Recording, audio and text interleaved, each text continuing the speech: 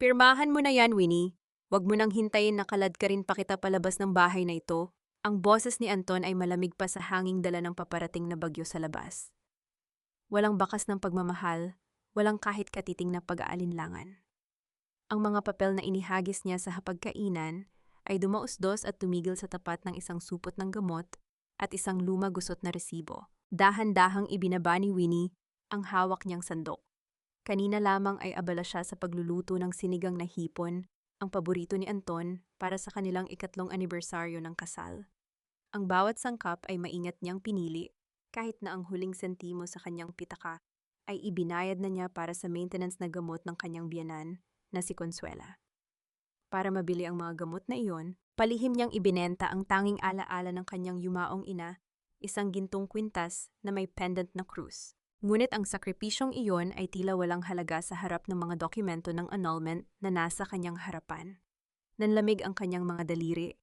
Ramdam niya ang bawat tibok ng kanyang puso na tila unti-unting pinipiga ng isang hindi nakikitang kamay. Ang paligid na dati ay puno ng init ng kanyang pangarap na pamilya ay biglang naging banyaga at nakakatakot. Ano ito, Anton? Anniversary natin ngayon. Di ba nagluto ako? Binilhan ko rin si mama ng gamot. Ang pautal-utal na tanong ni Winnie pilit, na hinahanap ang mga mata ng asawa. Isang mapait na tawa ang sumagot sa kanya. Gamot o ba? Yan ang perang kinurakot mo sa pondo ng parokya. Akala mo ba hindi ko malalaman? You're a thief, Winnie.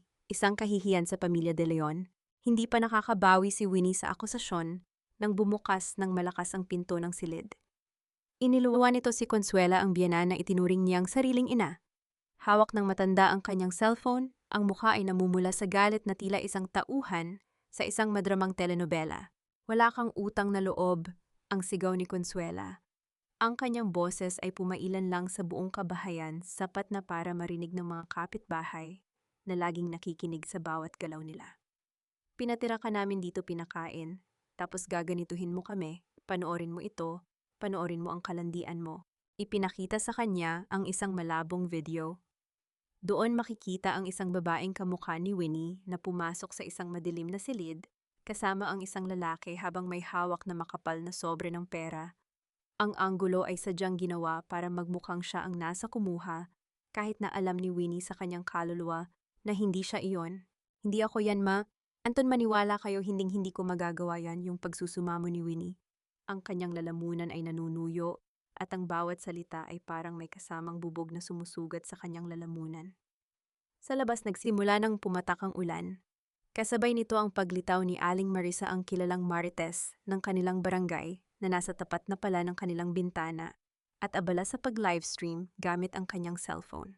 Ayan na mga kamarites, huling-huli ang mapagpanggap na manugang ng mga De Leon. Abangan ang susunod na mangyayari sa live na ito, ang masayang bulong ni Marisa sa kanyang mga viewers. Hinablot ni Consuela ang braso ni Winnie. Ang higpit ng pagkakahawak nito ay nag-iwan ng marka sa kanyang balat, ngunit ang mas masakit ay ang puot sa mga mata ng matanda. Huwag mo akong matawag-tawag na mamula ngayon, basura ka na sa bahay na ito. Anton, ilabas mo na ang mga gamit ng babaeng ito. Walang kaimu-imo na kinuha ni Anton ang isang lumang maleta mula sa ilalim ng hagdan at itinapon ito sa sahig. Ang tunog ng pagbagsak nito ay tila isang hatol ng kamatayan para sa pagsasama ni Winnie at Anton. Ang mas masakit na nakita ni Winnie ang isang pamilyar na anino sa likod ni Anton, si Soraya, ang matalik niyang kaibigan na nakatayo sa dilim at may suot na mapanuyang ngiti. Lalong humigpit ang piga sa dibdib ni Winnie. Ang kanyang katawan ay nagsimulang manginig, hindi dahil sa lamig ng ulan na pumapasok sa nakabukas na pinto, kundi dahil sa bigat ng kawalang katarungan. Ang bawat alaala ng 3 taon niyang pagsisilbi, ang paggising ng maaga para maglaba ang pagtitiis sa mga masasakit na salita ni Consuela, ang pagtatrabaho hanggang madaling araw para lamang makatulong sa mga bayarin ni Anton, lahat ng iyon ay itinapon sa putikan sa loob lamang ng ilang minuto. Kinaladkad siya ni Anton patungo sa pintuan. Sinubukan ni Winnie na kumapit sa hamba ng pinto, ang kanyang mga kuko ay bumaon sa kahoy, ngunit mas malakas ang puwersa ng asawang dati ay nangakong poprotekta sa kanya. Please, Anton, kahit pakinggan mo lang ako, wala akong ginawang masama. Ang huling pagsusumamo niya Ang boses ay tuluyan ng nabasag ng iyak. Bago siya tuluyang naitulak palabas, nakita ni Winnie na nahulog mula sa kanyang bulsa ang kanyang singsing sa kasal, isang simpleng pilak na singsing na gasgas na dahil sa araw-araw na gawaing bahay. Huminto ang mundo ni Winnie nang makita niyang itinaas ni Anton ang kanyang sapatos at walang awang inapakan ng singsing, ibinaon ito sa dumi ng sahig. Wala nang halaga ito, gaya mo. Ang huling salitang binitiwan ni Anton bago isinara ang pinto ng malakas. Naiwan si Winnie sa gitna ng hagupit ng ulan. Ang kanyang buhok ay basa na at ang kanyang manipis na duster ay dumikit sa kanyang nangangatog na katawan. Sa paligid niya, naririnig niya ang mga hagikik at bulungan ng mga kapitbahay na nanonood. Ang kahihiyan ay mas matindi pa sa lamig na nanunuot sa kanyang mga buto. Dahan-dahan siyang tumayo, ang kanyang paningin ay malabo dahil sa pinaghalong luha at ulan. Tiningnan niya ang saradong pinto ng bahay na itinuring niyang langit na ngayon ay naging impyerno. Sa kanyang isip, isang tanong ang paulit-ulit na umaalingaw-ngaw, mas matindi pa sa kulog na gumuguhit sa langit. Hanggang kailan kailangang magdusa ng isang tapat na puso bago ito matutong lumaban? Hindi alam ng mga De Leon, sa kabila ng ulan at dilim, may mga matang nagmamasid mula sa isang marangyang sasakyan sa dulo ng kalsada. At sa gabing ito, ang Winnie na kilala nilang utusan at sunod-sunuran ay tuluyan ng namatay kasama ng kanilang pagtataksil. Ang bawat patak ng malamig na ulan ay parang mga karayom na tumutusok sa balat ni Winnie, ngunit wala itong panama sa hapdi ng mga salitang naririnig niya mula sa paligid. Sa kabila ng dilim at hagupit ng hangin, ang mga ilaw mula sa mga cellphone ng kanyang mga kapitbahay ay tila mga nanunuya na mata na nakatitig sa kanyang bawat galaw. Ayan, tingnan nyo, ang akala nating banal na manugang abot-langit pala ang dumi sa loob. Ang boses ni Aling Marissa ay malakas at puno ng katuwaan habang inilalapit ang kanyang camera sa mukha ni Winnie na nakasubsob sa putikan. Huwag kayong aalis sa live ko, mga bes. Ngayon lang tayo makakakita ng ganitong klaseng eskandalo rito sa Barangay San Roque. Sinubukan ni Winnie na itukod ang kanyang mga kamay para bumangon, ngunit ang kanyang tuhod ay nangangatog sa panghihina. Ang putik ay humalo sa kanyang mga luha na nagmukhang maruming mantsa sa kanyang mukha. Sa gitna na ng kanyang paghihirap, muling bumukas ang pinto ng bahay ng mga De Leon. Inaasahan ni Winnie na marahil ay may kaunting awa pa na natitira sa puso ni Anton, ngunit lalong nadurog ang kanyang pagkatao sa nakita niya. Lumabas si Anton na may hawak na payong at sa ilalim nito ay nakayakap sa kanyang braso si Soraya. Ang matalik niyang kaibigan ay may suot na ngayon na mamahaling jacket na alam ni Winnie na galing sa pera ng pamilya. Anton, tama na, maawa ka naman kay Winnie. Kahit paano naging asawa mo siya, ang wika ni Soraya sa isang boses na tila nagmamalasakit, ngunit ang kanyang mga mata ay nagniningning sa tagumpay habang nakatingin kay Winnie. Huwag kang masyadong mabait, Soraya. Hindi deserve ng isang magnanakaw at taksilang awa mo, ang sagot ni Anton, habang mas lalong hinapit ang baywang ng babae. Tumingin siya kay Winnie na may pandidiri. Ano pang hinihintay mo riyan? Gusto mo bang tawagan ko pa ang mga pulis para ipakulong ka sa harap ng lahat? Lumabas din si Consuela mula sa likuran nila, bitbit ang mangkok ng sinigang na niluto ni Winnie para sa kanilang anibersaryo. Ito ang nararapat sa iyo. Sa isang iglap, ibinuhos ng matanda ang mainit-init pang sabaw sa tapat ni Winnie.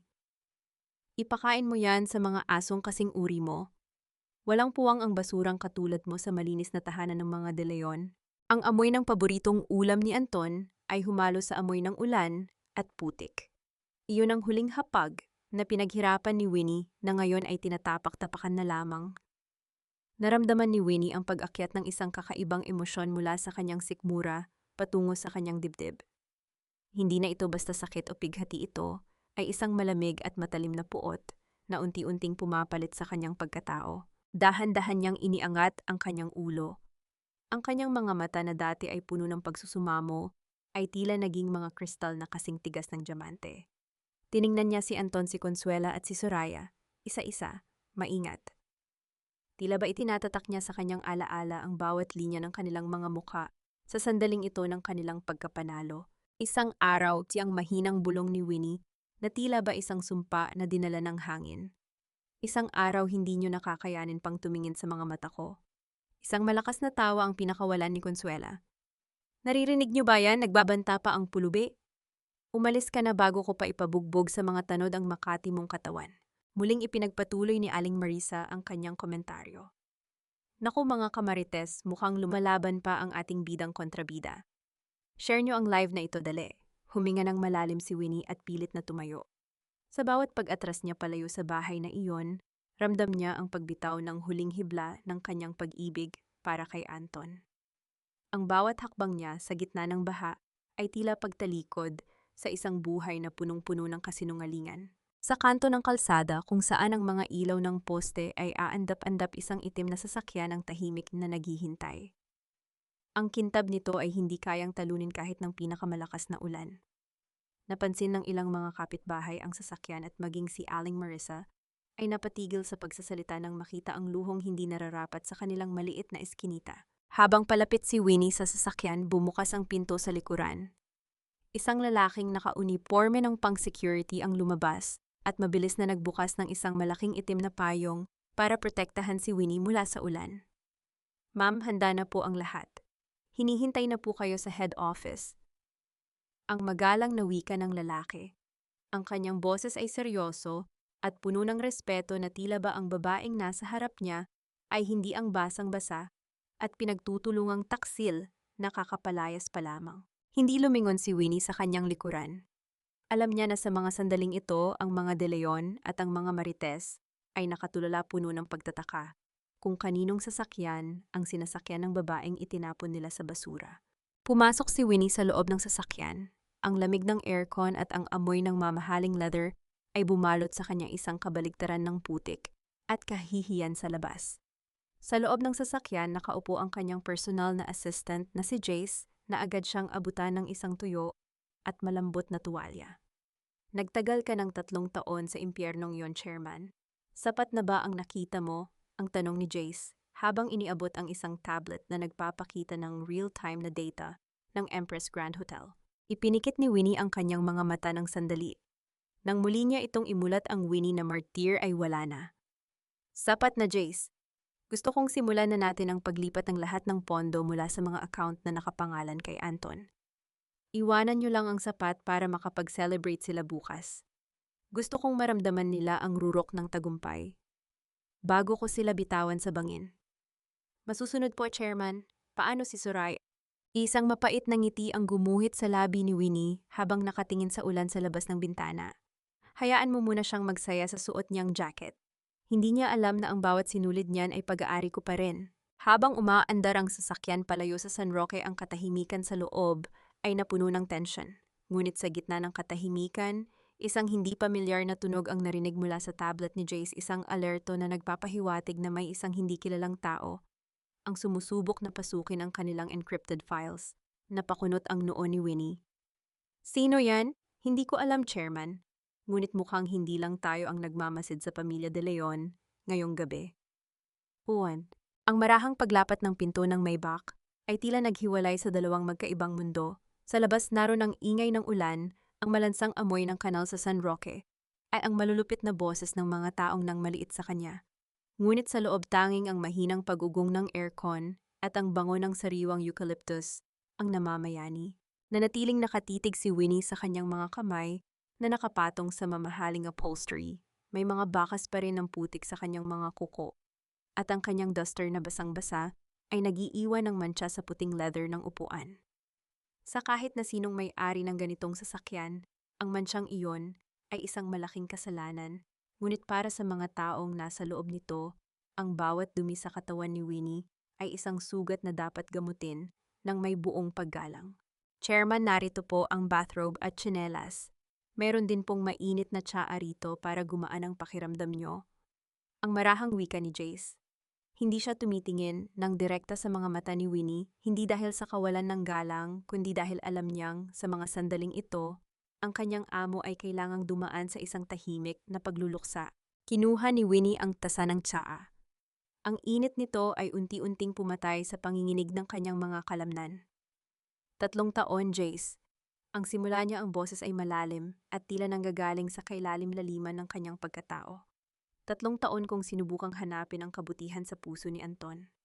Akala ko sapat na ang katapatan ko para makita niya ang halaga ng isang pamilya na hindi nakabase sa pera. Sinunod niyo lang po ang huling hiling ng inyong ama chairman. Ang subukin ng inyong magiging katuwang sa buhay bago niyo tuluyang hawakan ang buong pamamahala ng Maharlika Group. Ang sagot ni Jace habang maingat na nagtitipa sa kanyang laptop. Ngayon po ay malinaw na ang lahat. Hindi po si Anton De Leon ang karapat-dapat na tumayo sa tabi niyo. Isang mapait na ngiti ang sumilay sa labi ni Winnie habang inaalala ang bawat pagtitiis niya sa loob ng bahay ng mga De Leon. Ang paglalaban ng mga makakapal na pantalon ni Anton sa kamay ang pag-inda sa mga masasakit na parinig ni Consuela tungkol sa kanyang pagiging ulila at walang pinag-aralan. Ang lahat ng iyon ay bahagi ng kanyang pagbabalat kayo isang pagsusulit na si Anton mismo ang bumagsak. Ilang porsyento na ng pondo ang nailipat natin? Ang tanong ni Winnie, ang tono ng boses ay naging profesional at malamig. 70% na po, Chairman. Ang Empress Grand Hotel Project ay nananatiling nakapangalan sa isang shell company na kontrolado natin. Ang akala ni Anton siya ang may-ari ng lahat dahil sa mga peking dokumento na ibinigay natin sa kanya, ngunit sa isang pitik nyo lang magiging abo ang lahat ng hawak niya. Tumingin si Winnie sa bintana ng sasakyan habang binabaybay nila ang maliwanag na kalsada ng Makati. Huwag muna nating tapusin ang lahat ngayong gabi. Gusto kong makita kung paano siya magpapakitang gilas sa grand opening. Gusto kong maramdaman ni Consuela ang pagiging reyna ng lipunan. Huminto siya ng sandali bago nagpatuloy. At si Soraya, gusto kong malaman niya na ang lahat ng ninakaw niya ay may kalakip na interes na hindi niya kayang bayaran. Tungkol po sa hacker na nakita ko kanina, pagpapatuloy ni Jace ang mukha ay naging seryoso. Hindi po ito basta-bastang pag-atake. Sinusubukan nilang bakasin ang pinagmumulan ng pondo ng Empress Grand. Mukhang may ibang tao na nakakaalam na hindi si Anton ang tunay na nagpapatakbo ng proyektong ito. Napakunot ang noo ni Winnie. May hinala ka ba?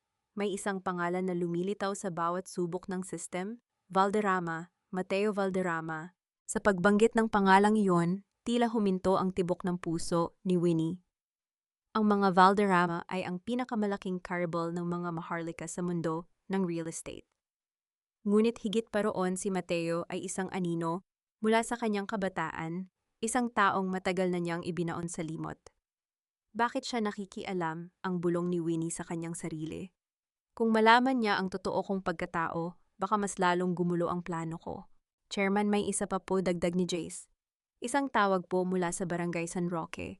Si Yaya Luring po, isinugod daw sa ospital pagkatapos niyo pong umalis. Mukhang sinaktan siya ni Consuela nang malaman na binigyan niya kayo ng pagkain bago kayo pinalayas. Biglang binitiwan ni Winnie ang tasa ng tsa. Ang init nito ay tumapon sa kanyang binti, ngunit hindi niya ito inalintana. Ang galit na kanina ay kontrolado niya, ay biglang sumabog na tila isang bulkang matagal nang natutulog. Dalhin niyo ako sa ospital. Ngayon din, ang utos ni Winnie, ang boses ay nanginginig sa puot. At Jace, tawagan mo ang pinakamagaling na abogado ng kumpanya. Gusto kong sampahan ng kaukulang kaso si Consuela De Leon bago sumikat ang araw. Kung ako ang saktan nila, kaya kong tiisin. Pero huwag na huwag nilang lalamangan ang mga taong tanging malasakit lang ang ibinigay sa akin. Habang mabilis na lumiliko ang Maybach patungo sa direksyon ng ospital, isang hindi pamilyar na sasakyan ang tahimik na sumunod sa kanila mula sa malayo. Sa loob ng sasakyang iyon, isang lalaking may matatalim na mata ang nakatingin sa plaka ng sasakyan ni Winnie. Hinawakan ng lalaki ang kanyang telepono at may tinawagan. Chairman Mateo, tama ang hinala mo. Ang babaeng pinalaya sa San Roque ay hindi isang simpleng may bahay. Kakapasok lang niya sa isang Maybach Excelro. Ano ang susunod nating hakbang? Ang tanging sagot sa kabilang linya ay isang malamig na katahimikan bago ang isang utos na magpapabago sa lahat. Bantayan mo siya. Huwag mong hahayaang makalapit ang kahit sino sa kanya. Ang larong ito ay hindi lang tungkol sa negosyo. Tungkol ito sa utang na dapat ng bayaran. Ilabas mo ang pinakamahal na alak na itinago ni Anton Soraya. Ngayong gabi magdiriwang tayo dahil sa wakas na linis na ang anay sa pamilyang ito. Ang boses ni Consuela ay puno ng kagalakan habang nakaupo sa kanyang paboritong silya sa sala. Ang dating matamlay at tila laging may sakit na biyenan ay biglang nagkaroon ng lakas ang kanyang mga mata, ay nagniningning habang pinapanood si Soraya na nagbubukas ng isang bote ng mamahaling wine. Tiyak na hindi na makakabalik ang babaeng iyon, ma. Siguradong hiyang-hiya na siya sa buong barangay pagkatapos ng livestream ni Aling Marisa. Ang sabi ni Soraya habang ibinubuhos ang alak sa baso. Ang kanyang boses ay tila musika sa pandinig ni Consuela, malayo sa mahinhin at tahimik na boses ni Winnie na kinamumuhian ng matanda. Dapat lang sa kanya yon. Akala niya siguro ay habang buhay niya tayong maloloko. Sa kunwari ay kabutihan niya, sagot ni Consuela bago lumunok ng alak.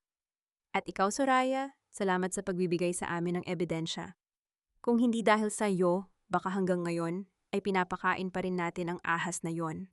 Sa kabilang dako sa loob ng isang pribadong silid sa ospital, ang katahimikan ay tila isang mabigat na kumot na bumabalot kay Winnie. Nakatayo siya sa tapat ng higaan ni Yaya Luring, ang matandang katulong na naging tanging sandigan niya sa loob ng 3 taon. Ang mukha ni Yaya Luring ay may mga pasa at ang kanyang braso ay may benda dahil sa pagkakatulak sa kanya ni Consuela. Patawad, Yaya, dahil sa akin nadamay ka pa ang bulong ni Winnie. Ang kanyang kamay ay dahan-dahang humawak sa kulubot na kamay ng matanda. Pangako ko sa iyo hindi masasayang ang bawat luhang ibinuhos mo para sa akin. Bumukas ang pinto ng silid at pumasok si Attorney Santos, ang pinakamataas na legal counsel ng Maharlika Group. Ang kanyang mukha ay seryoso bitbit, ang isang makapal na folder. Chairman, handa na po ang mga dokumento para sa kasong physical injuries at maltreatment laban kay Consuela de Leon. Mayroon din po tayong kopya ng livestream ni Marisa na magsisilbing karagdagang ebidensya ng public humiliation, ang ulat ni Attorney Santos. Huwag mo munang ihain ang lahat. Attorney Santos, ang malamig na utos ni Winnie habang hindi inaalis ang tingin kay Yaya Luring. Gusto ko silang hayaang magdiwang. Gusto kong isipin nila na sila ang nanalo. I want them to feel the highest peak of their fake success. Doon ko sila mas madaling mapapabagsak. Naiintindihan ko po, Chairman. Ngunit paano po ang tungkol sa utos ni Chairman Mateo Valderrama? Balita ko po ay sinusubukan niyang makuha ang mga listahan ng investors ng Empress Grand. Napatayo ng tuwid si Winnie. Si Mateo, hanggang ngayon ay hindi pa rin siya nagbabago. Laging naghahanap ng butas para pabagsakin ang mga Maharlika. Lumabas si Winnie mula sa silid ng ospital para makahinga ng malalim. Ngunit bago pa man siya makarating sa elevator, isang pamilyar na bango ng sandalwood ang huminto sa kanyang paglalakad. Isang lalaking matangkad na kasuot ng dark gray suit ang nakatayo malapit sa bintana ng hallway. Hindi ko akalain na makikita kita sa ganitong lugar, Winnie. O dapat ba kitang tawaging chairman ng Maharlika? Ang boses ni Mateo ay malalim, may halong pangungutya, ngunit bakas din ang isang uri ng paghanga na pilit niyang itinatago. Dahan-dahang humarap si Winnie sa kanya, ang kanyang muka ay walang kahit anong emosyon. Mateo, hindi ko alam na naging ugali mo na ang magmanman sa mga taong pinalayas sa kalsada. Naglakad ng dahan-dahan si Mateo, papalapit sa kanya hanggang sa ilang pulgada na lamang ang distansya nila sa isa't isa. Nakita ko ang lahat, Winnie. Ang pag-iyak mo sa ulan, ang pagtrato sa iyo ng pamilya de Leon na parang basura. Isang malaking pagkakamali para sa isang reyna na hayaan ang sarili niyang maputikan. Hindi mo alam ang ginagawa ko, Mateo. Kaya huwag kang makialam sa mga plano ko, ang matigas na sagot ni Winnie. Isang mapanuyang ngiti ang gumuhit sa labi ni Mateo. Plano ang hayaan ang asawa mo na magpakasaya sa ibang babae habang ikaw ay nagtatago sa anino ng kumpanya mo. Kung kailangan mo ng tulong para tapusin ang mga De Leon, alam mo kung nasaan ako. Bakit mo gagawin yon? Hindi ba't magkaribal ang pamilya natin? Dahil mas gusto kong ako ang magpapabagsak sa iyo kaysa makita kang dinudurog ng mga taong walang kwenta. Ang bulong ni Mateo, ang kanyang mukha, ay malapit sa tenga ni Winnie. At tandaan mo ito, Winnie, ang Empress Grand hindi yan magtatagal kung hindi ka makikipag-ugnayan sa akin. Umatras si Winnie at tiningnan si Mateo ng diretso sa mga mata. Huwag mong hamunin ang isang babaeng wala nang natitira kundi ang kanyang dangal, Mateo. Baka ikaw ang unang masunog sa apoy na sinisindihan ko.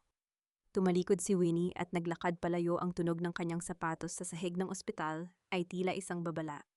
Ngunit bago siya makapasok sa elevator, nakita niya ang isang delivery man na may dalang isang malaking bouquet ng mga puting rosas. Para po kay Ma'am Winnie, sabi ng delivery man. Kinuha ni Winnie ang maliit na card na nakasama sa bulaklak. Walang pangalan ang nakalagay, tanging isang pangungusap lamang ang nakasulat sa isang eleganteng sulat kamay. Ang mga rosas na ito ay walang tinik tulad ng iyong pusong masyadong naging mabait. Oras na para maging matalas, Winnie. Nanginig ang mga daliri ni Winnie habang hawak ang card. Sino ang nagpadala nito, si Mateo ba? O may iba pa bang nakakaalam ng bawat galaw niya? Sa loob ng elevator, habang bumababa ang floor number, tiningnan ni Winnie ang kanyang reflection sa salamin. Ang kanyang mga mata ay hindi nakakikitaan ng kahit anong bahid ng kahapon.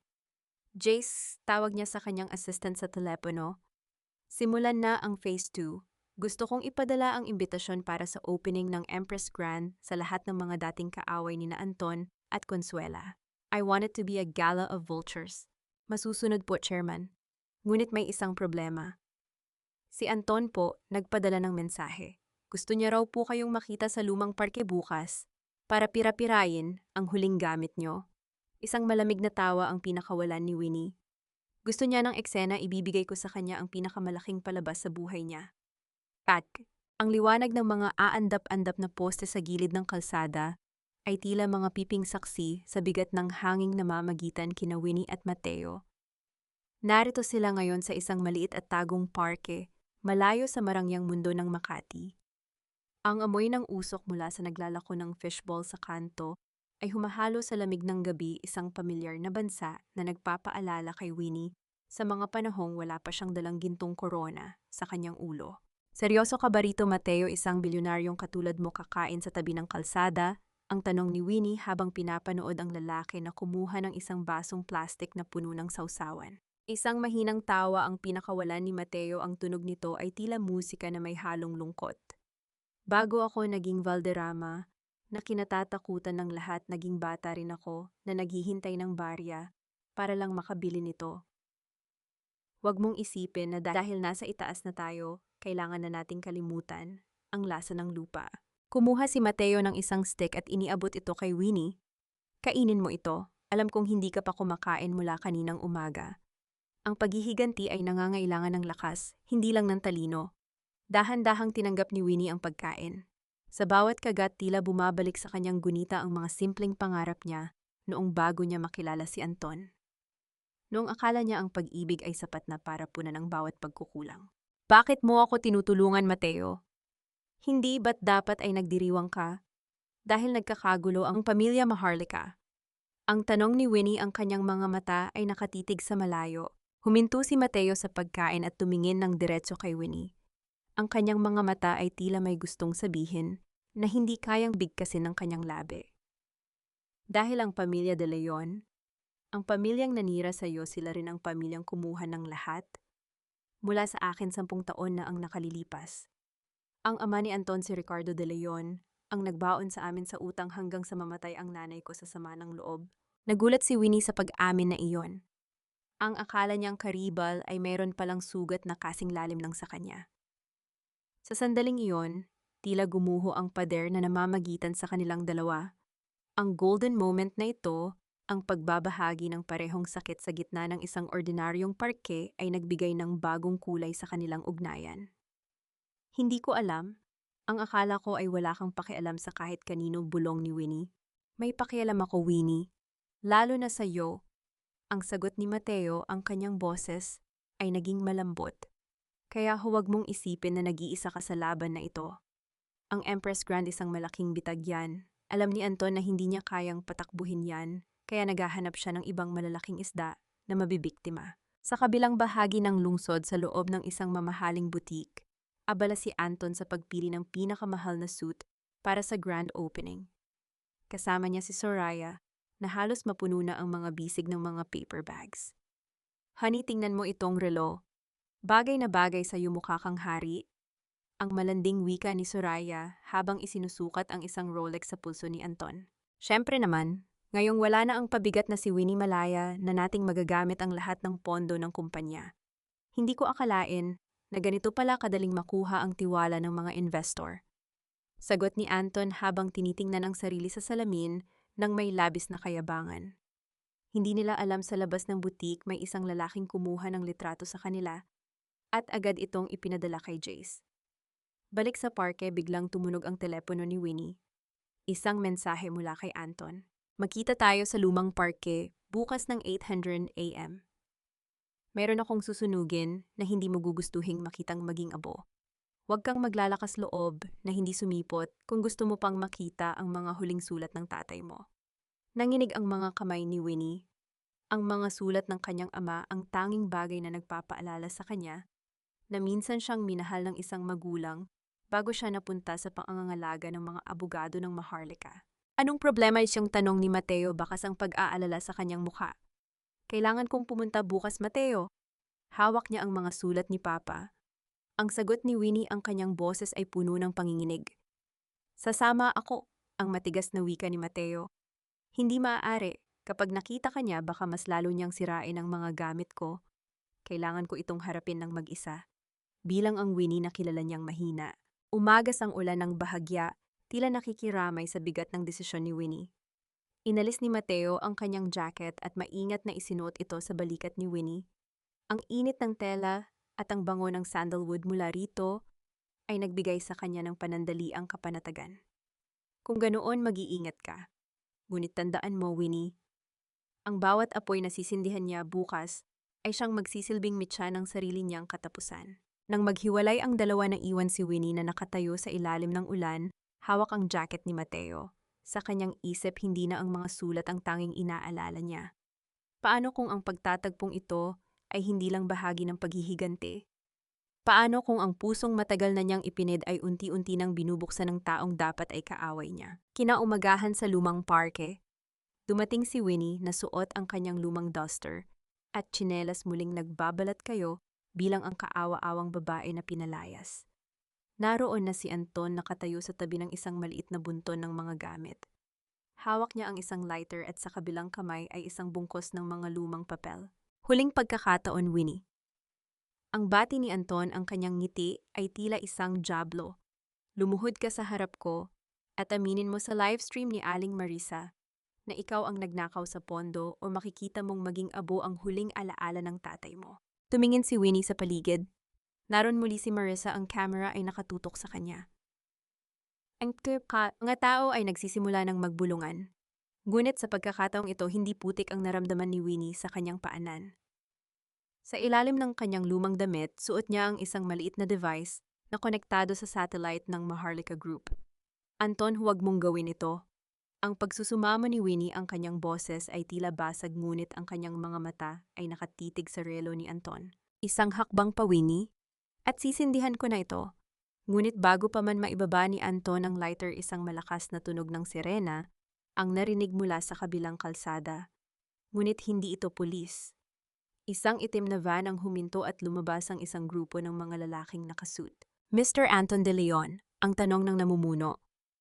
Kami ay mula sa Internal Revenue at mayroon kaming warrant para kumpiskahin ang lahat ng ari-arian na nasa ilalim ng iyong pangalan dahil sa hinalang money laundering. Nanlaki ang mga mata ni Anton. Ano, hindi maaari akin ang lahat ng ito? Mayroon akong investors. Sa gitna ng kaguluhan, dahan-dahang lumapit si Winnie at mabilis na hinablot ang mga sulat mula sa kamay ng natulalang si Anton. Tumingin siya ng diretso sa asawa, ang kanyang boses ay hindi na pautal-utal. Sabi ko sa iyo, Anton, hindi mo nakakayanin pang tumingin sa mga mata ko. Habang kinakaladkad si Anton ng mga otoridad para sa katanungan, isang itim na kotse ang huminto sa likod ni Winnie. Bumukas ang bintana at lumitaw ang mukha ni Mateo. Nakuha mo ba yung tanong ni Mateo? Nakuha ko, sagot ni Winnie. Ngunit may nakita ako sa loob ng mga sulat na ito, Mateo. Isang bagay na hindi ko inaasahan. Isang lumang litrato ang nahulog mula sa mga sulat. Isang litrato ng dalawang bata na naglalaro sa ilalim ng ulan, si Winnie, at isang batang lalaki na may pamilyar na mga mata. Mateo, ikaw ba ito? Hindi ko akalain na ang batang nagligtas sa akin sa baha noon ay ang lalaking balak akong pabagsakin ngayon. Ang boses ni Winnie ay halos pabulong na lamang habang nakatitig siya sa kupas na litrato. Ang ulan na kanina ay malakas, ay tila tumigil para bigyang daan ang katahimikang namamagitan sa kanila ni Mateo. Sa loob ng sasakyan, ang tanging maririnig ay ang mahinang tibok ng kanilang mga puso at ang bawat mabigat na hininga. Kinuha ni Mateo ang litrato mula sa nanginginig na kamay ni Winnie. Ang kanyang mga liri ay dahan-dahang hinaplos ang mukha ng batang babae sa larawan ng batang Winnie, na noon ay wala pang pasanin ng isang imperyo. Ang batang Winnie na tanging isang pangako lamang ang pinanghahawakan. Hindi kita gustong pabagsakin, Winnie. Ang sagot ni Mateo, ang kanyang boses ay puno ng pagsisisi. Ang galit ko ay para sa mga Maharlika sa pamilyang akala ko ay nang iwan sa amin sa gitna ng hirap. Ngunit hindi ko alam na ang anak ng taong kinamumuhian ko ay ang batang babaeng ipinangako kong poprotektahan habang buhay. Isang butil ng luha ang pumatak mula sa mga mata ni Winnie. Ang bawat ala-ala ng kanilang kabataan, taan ang pagtatago sa ilalim ng malalaking dahon ng saging. Kapag umuulan ang paghahati sa isang pirasong tinapay, ay tila mga piraso ng puzzle na unti-unting nabubuo. Ang puot na namamagitan sa kanilang mga pamilya ay tila naging isang malaking pader na humaharang sa kanilang tadhana. Pero huli na, Mateo, marami na ang nangyari. Ang pamilya mo ang pamilya ko.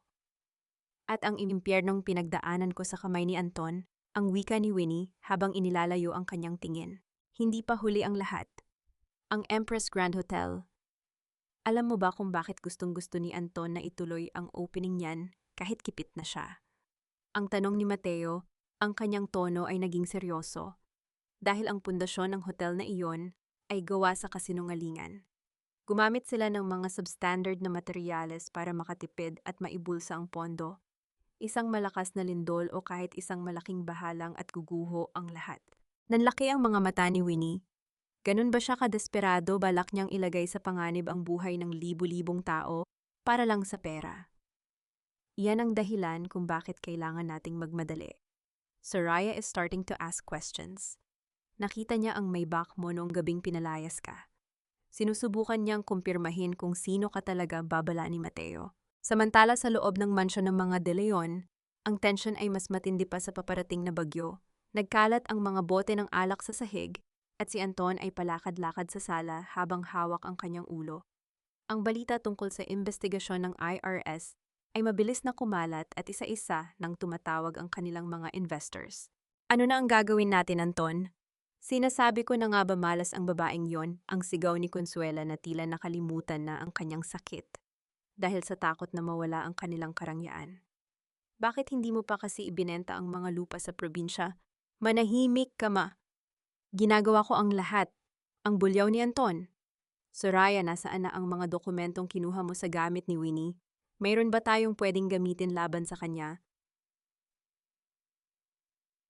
Lumabas si Soraya mula sa silid, bitbit ang isang lumang kwaderno, ngunit sa halip na takot ang kanyang mukha, ay puno ng pagtataka. Anton, may kakaiba rito. Ang mga pirma ni Winnie sa kwadernong ito at ang mga pirma sa mga dokumento ng Maharlika Group na nakita ko sa internet, iisa lang ang stroke. Huminto si Anton at mabilis na kinuha ang kwaderno. Ano ang ibig mong sabihin na ang asawa kong utusan ay may kinalaman sa Maharlika? Hindi lang kinalaman, Anton. Sa tingin ko, siya si Winnie Maharlika. Ang nag-iisang tagapagmana na balitang nagtago ng 3 taon para sa isang lihim na misyon. Ang bulong ni Soraya, ang kanyang boses ay nanginginig sa takot at inggit. Isang nakakabinging katahimikan ang bumalot sa silid. Ang tunog ng ulan sa labas ay tila naging isang malakas na tawa ng tadhana. Kung totoo ang hinala ni Soraya, ang ibig sabihin ay ang babaeng minaltrato nila pinahiya at itinapon sa kalsada ay ang mismong babaeng may-ari ng lahat ng luhong tinatamasa nila ngayon. Hindi maaari yan. Ang pautal-utal na wika ni Consuela, ang kanyang mukha ay biglang namutla. Kung siya si Maharlika, ibig sabihin wala tayong laban. Ang pagtatapos ni Anton ang kanyang mga kamay ay nagsimulang manginig. Ngunit sa halip na magsisi, isang mas madilim na plano ang nabuo sa kanyang isip. Kung siya ang may-ari ng lahat, kailangan natin siyang pabalikin dito. Sa ayaw man niya or sa gusto, asawa ko pa rin siya sa papel. Kung mamamatay siya, sa akin mapupunta ang lahat. Tumingin si Soraya kay Anton ng may halong sindak. Anong balak mo? Iimbitahan natin siya sa huling pagkakataon. Isang private dinner bago ang grand opening.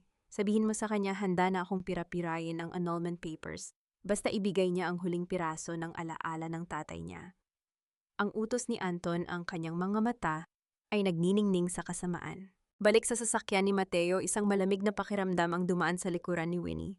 Tumingin siya sa kanyang telepono at nakita ang isang bagong mensahe mula kay Soraya na nagpapanggap na nagsisisi at gustong makipagkita para ibalik ang lahat. Huwag kang pupunta, Winnie. Isang bitag ito. Ang mabilis na sabi ni Mateo nang mabasa ang mensahe. Alam ko, Mateo, pero ito na ang pagkakataong hinihintay ko. Ang sagot ni Winnie, ang kanyang boses ay puno ng determinasyon. Gusto nilang maglaro ng apoy, pagbibigyan ko sila. Pero sa pagkakataong ito, sisiguraduhin kong sila ang unang madarang. Bago lumabas si Winnie sa sasakyan, hinawakan ni Mateo ang kanyang kamay. Kung ano man ang mangyari sa loob ng bahay na yon, tandaan mo na nasa labas lang ako. Isang tawag mo lang, gigibain ko ang pintong iyon. Tumango si Winnie at lumakad patungo sa dilim ng gabi. Ang kanyang bawat hakbang ay tila isang marcha patungo sa isang digmaan. Sa kanyang isip, hindi na lamang ito tungkol sa kanyang sarili. Tungkol na ito sa paglilinis ng pangalan ng kanyang pamilya at sa pagpapatumba sa mga taong kumikitil sa dangal ng iba para lamang sa kapangyarihan. Ngunit ang hindi alam ni Winnie, sa loob ng mansyon, may isang lihim na silid na sadyang inihanda ni Anton, isang silid na walang bintana, walang signal at puno ng mga kable ng kuryente na nakalaylay. Ang bitag ay hindi lamang para sa kanyang dangal, kundi para sa kanyang buhay. Akala mo ba matatakasan mo ang nakaraan? Winnie, sa pamamahay na ito, ako ang batas, at ikaw ay nananatiling pag-aari ko. Ang boses ni Anton ay tila isang malat na bulong na humahaplos sa batok ni Winnie. Nakatayo siya sa gitna ng sala ng mansyon ng mga De Leon, ang lugar na 3 taon niyang itinuring na tahanan, ngunit ngayon ay tila isang malawak na kabaong na gawa sa semento at ginto. Ang bango ng nilulutong steak, isang putahing dati, ay pinagsasaluhan nila ng may ngiti, ay tila naging amoy ng isang mabulok na kasinungalingan. Dahan-dahang lumingon si Winnie. Ang kanyang mga mata ay nanatiling matatag, kahit na sa loob niya ay ramdam niya ang mabilis na pagtambol ng kanyang puso. Suot niya ang isang simpleng puting blusa, ang tanging bagay na nagpapaalala sa kanya ng kanyang pagiging ordinaryo. Ngunit sa ilalim ng telang iyon, ang bawat himaymay ng kanyang kalamnan ay handa sa anumating panganib. Nandito ako para sa mga huling dokumento, Anton. Ibigay mo na sa akin ang kailangan ko at tatapusin na natin ang sarswelang ito, ang matigas na wika ni Winnie. Ang kanyang boses ay hindi nanginig, isang patunay ng bakal na determinasyon na nabuo sa gitna ng mga luha. Isang mapait na tawa ang pinakawalan ni Consuela habang dahan-dahang bumababa sa hagdan. Ang mata ay nakasuot ng itim na seda, ang kanyang mga alahas ay kumikinang sa ilalim ng chandelier na tila mga mata ng ahas. Sarswela, ang kapal din ng mukha mo, Winnie. Pagkatapos mong nakawan ang pamilya ko, may gana ka pang magdikta. Utang na loob mo sa amin ang bawat butil ng kaning kinain mo sa loob ng 3 taon. Ramdam ni Winnie ang pait na dumarami sa kanyang lalamunan.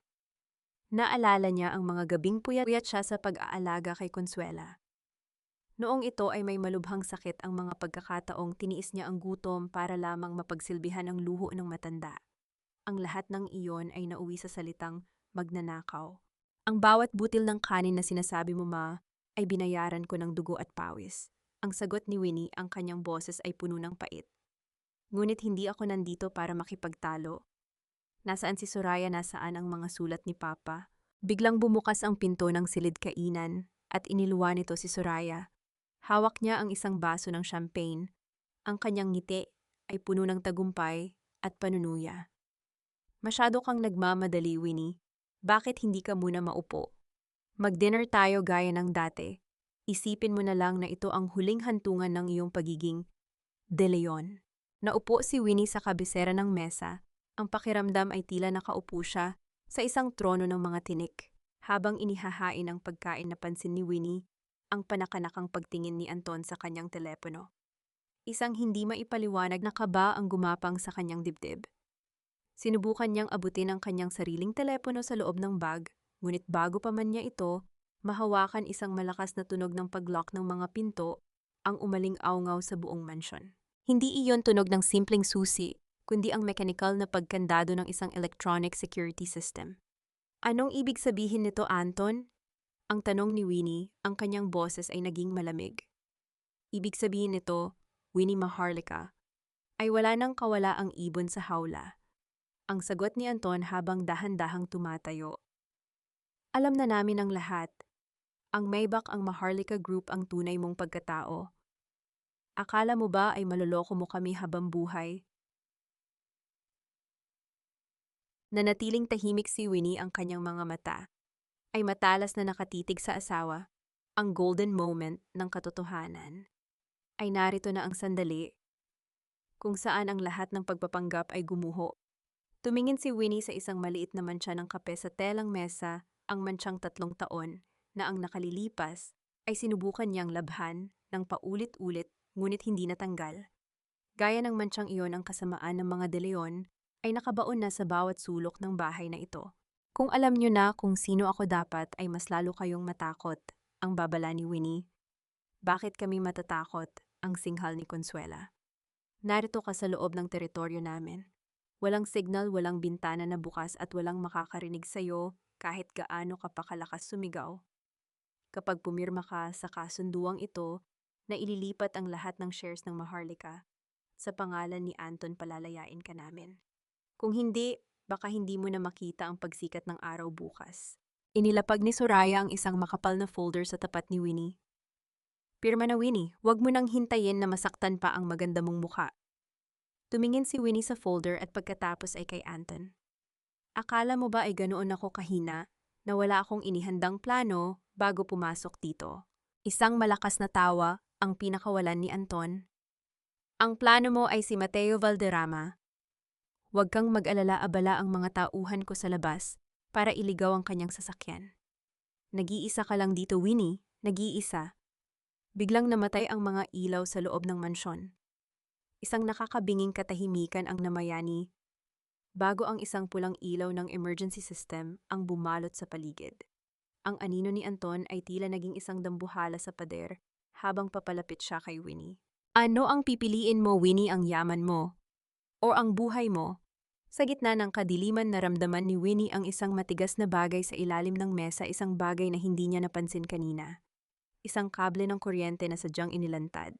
Isang maling galaw at ang buong silid ay maaaring maging isang bitag ng kuryente. Humigpit ang hawak ni Winnie sa kanyang sariling palad hanggang sa bumaon ang kanyang mga kuko sa balat. Ang kanyang isip ay mabilis na nag-iisip ng paraan. Sa labas ang ulan ay lalong lumakas. Tila sinusubukang sabihin sa kanya na ang kalikasan ay nakikiramay sa kanyang panganib. Winnie, sumagot ka, siyang sigaw ni Anton habang hinahablot ang kanyang balikat. Ngunit sa halip na sumigaw, isang mahinahon at nakakapangilabot na bulong ang lumabas sa labi ni Winnie.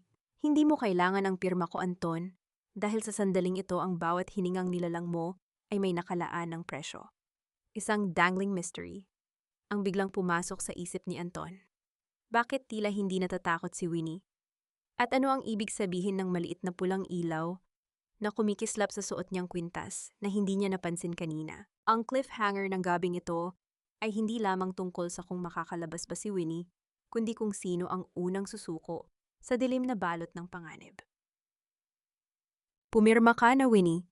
Huwag mong hintayin na mawalan ako ng pasensya at kalimutan kong naging asawa kita. Ang bulyaw ni Anton ay umalingaw-ngaw sa 4 na sulok ng silid-kainan habang ang pulang ilaw ng emergency system ay nagbibigay ng isang nakakatakot na anyo sa kanyang mukha.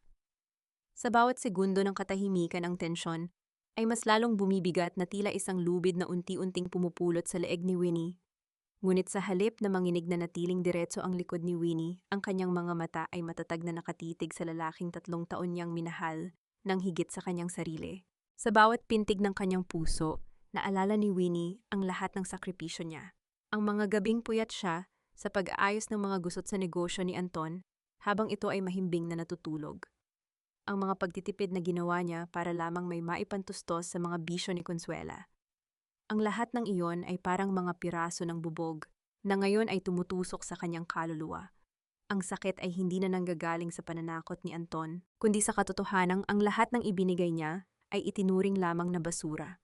Kahit patayin mo pa ako rito, Anton, hinding-hindi mapupunta sa iyo ang Maharlika, ang mahinahong sagot ni Winnie. Ang kanyang boses ay malamig, walang bahid ng takot, na tila ba siya ang may hawak ng barahas sa gitna ng kanilang laro. Ang akala mo ba ay ganoon ako kahangal? Ang bawat galaw niyo sa bahay na ito, ang bawat salitang binitawan niyo, tungkol sa paglustay ng pondo ay naririnig na ng buong mundo sa sandaling ito. Biglang natigilan si Anton. Napatingin siya sa kwintas na suot ni Winnie ang maliit na pulang ilaw na kanina pa kumikislap. Hindi iyon simpleng alahas.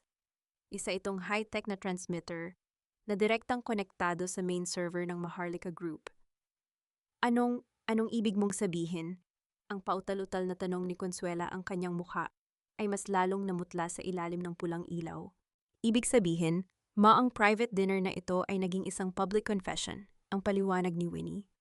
Ang bawat banta niyo, ang pag-amin niyo sa pandaraya sa Empress Grand, lahat ay naka-record. At sa labas ng pintong iyan, hindi lang si Mateo ang naghihintay. Naroon na ang mga otoridad. Isang malakas na paghampas sa pinto ang bumasag sa katahimikan. Hindi ito tunog ng isang simpleng katok, kundi ang marahas na pagpuwersa ng isang taong hindi titigil hanggat hindi nakukuha ang kailangan. Makalipas ang ilang sandali, ang electronic lock ay biglang nag-malfunction at ang malaking pintong kahoy ay bumukas ng malakas. Iniluwa ng pintuan ng isang lalaking hinihingal, ang kanyang buhok ay gulo-gulo at ang kanyang suit ay basa ng ulan. Si Mateo. Ngunit sa likod niya ay hindi mga pulis ang nakatayo, kundi ang kanyang sariling mga tauhan na may dalang mga kagamitan para sa pag-hack ng system. Winnie, ang sigaw ni Mateo. Sa isang iglap narating niya ang tabi ni Winnie at mabilis itong hinapit sa kanyang bisig. Ang init ng kanyang katawan at ang bango ng kanyang sandalwood na pabango ay tila isang kuta na pumrotekta kay Winnie mula sa lamig ng paligid. Ayos ka lang ba? Sinaktan ka ba nila? Hindi nakasagot si Winnie, tanging ang mahigpit na pagkapit sa braso ni Mateo ang naging tugon niya. Sa sandaling iyon, ang lahat ng kanyang katapangan ay tila sandaling naglaho, pinalitan ng isang matinding pangangailangan na maramdaman na siya ay ligtas. Ang golden moment na ito, ang pagyakap ni Mateo sa kanya sa gitna ng kaguluhan, ay nagparamdam kay Winnie na sa wakas mayroon ng taong handang lumaban para sa kanya. Mateo Valderrama. Wala kang karapatang pumasok sa pamamahay ko, ang sigaw ni Anton, pilit na itinatago ang takot sa kanyang boses. Tumingin si Mateo kay Anton nang may matinding puot. Ang pamamahay na ito ay hindi na sa iyo, Anton. Simula sa gabing ito, ang lahat ng ari-arian ng mga De Leon ay nasa ilalim na ng foreclosure ng Maharlika Group dahil sa paglabag sa kontrata at money laundering. Wala ka ng kahit isang sentimo na matatawag na sa iyo. Hindi maaari, Soraya, gawin mo ang paraan. Ay delete mo ang mga records. Ang utos ni Anton sa kanyang kasintahan. Ngunit si Soraya ay nakatayo lamang sa sulok, ang kanyang mga kamay ay nanginginig habang hawak ang kanyang telepono. Anton, huli na. Ang lahat ng social media accounts natin ng news portals. Kumakalat na ang video, pati ang mga investors natin binabawi na ang mga pondo. Isang nakakabinging katahimikan ang muling bumalot sa silid. Si Consuela ay dahan-dahang napaupo sa sahig, ang kanyang mga alahas na kanina ay kumikinang ay tila naging mga pabigat na nagpapalubog sa kanya sa kahihiyan. Si Anton naman ay tila isang baliw na palakad-lakad, hindi alam kung sino ang unang susugurin. Dahan-dahang humakbang si Winnie papalapit sa kanyang asawa. Tiningnan niya ito ng diretso sa mga mata. Ang mga matang dati ay puno ng pag-ibig, ngunit ngayon ay tanging awa na lamang ang laman. 3 taon akong naging tapat sa iyo, Anton. 3 taon kong tiniis ang lahat dahil naniwala ako sa iyo, Ken, ang simula ni Winnie. Pero ang pinakamalaking pagkakamali mo ay hindi ang lokohin ako, kundi ang isipin na ang isang Maharlika ay kayang talunin ng isang taong walang dangal. Kinuha ni Winnie ang folder ng kasunduan mula sa mesa at dahan-dahan itong pinunit sa harap ni Anton. Ang bawat piraso ng papel na nahuhulog sa sahig ay tila mga huling hibla ng kanilang relasyon na tuluyan ng naputol. Tapos na ang laro, Anton. Sa susunod na magkita tayo sa loob na ng korte, ang huling wika ni Winnie. Tumalikod na si Winnie at naglakad palabas, kasunod si Mateo na hindi nag-aalis ng kamay sa kanyang likuran bilang proteksyon. Ngunit bago sila tuluyang makalabas, isang boses ang narinig mula sa dilim, isang boses na hindi kay Anton o kay Consuela. Akala niyo ba ay ganoon lang kadali ang lahat? Isang matandang lalaki ang lumitaw mula sa lihim na silid sa likod ng silid kainan. Si Ricardo De Leon, ang ama ni Anton, na balitang matagal nang patay. Hawak niya ang isang maliit na device at ang kanyang ngiti ay mas nakakatakot kaysa sa kahit anong banta ni Anton. Kung babagsak ang pamilya ko, Winnie Maharlika, sisiguraduhin kong kasama kayong lahat na magiging abo sa pundasyon ng hotel na ito.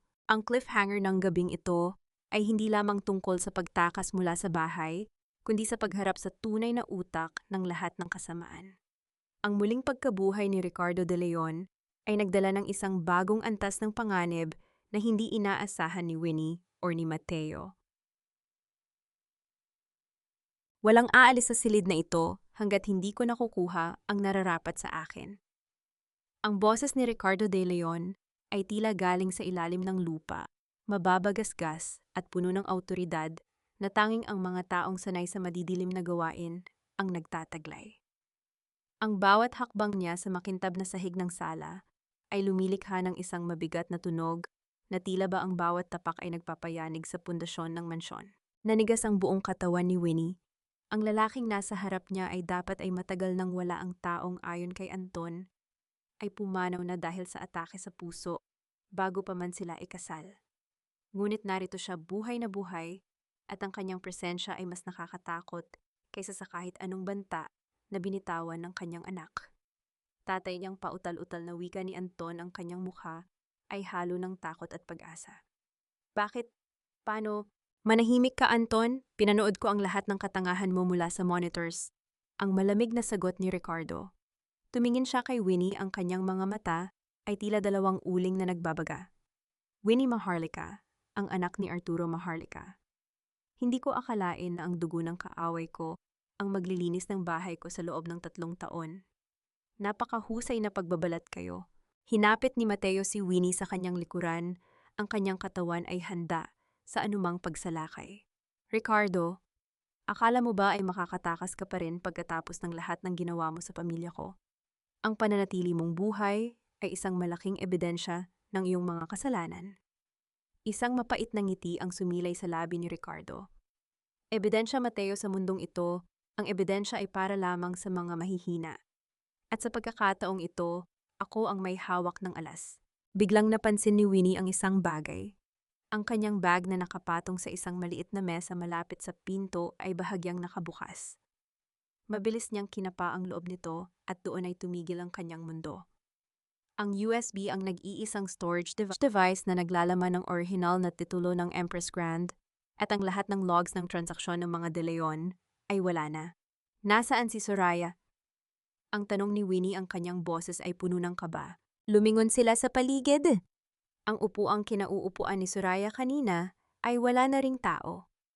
Sa gitna ng kadiliman at pagpasok ni Mateo na gawa ng babaeng iyon, na maglahong parang bulabitbit, ang tanging bagay na makakapagbagsak ng tuluyan sa mga De Leon.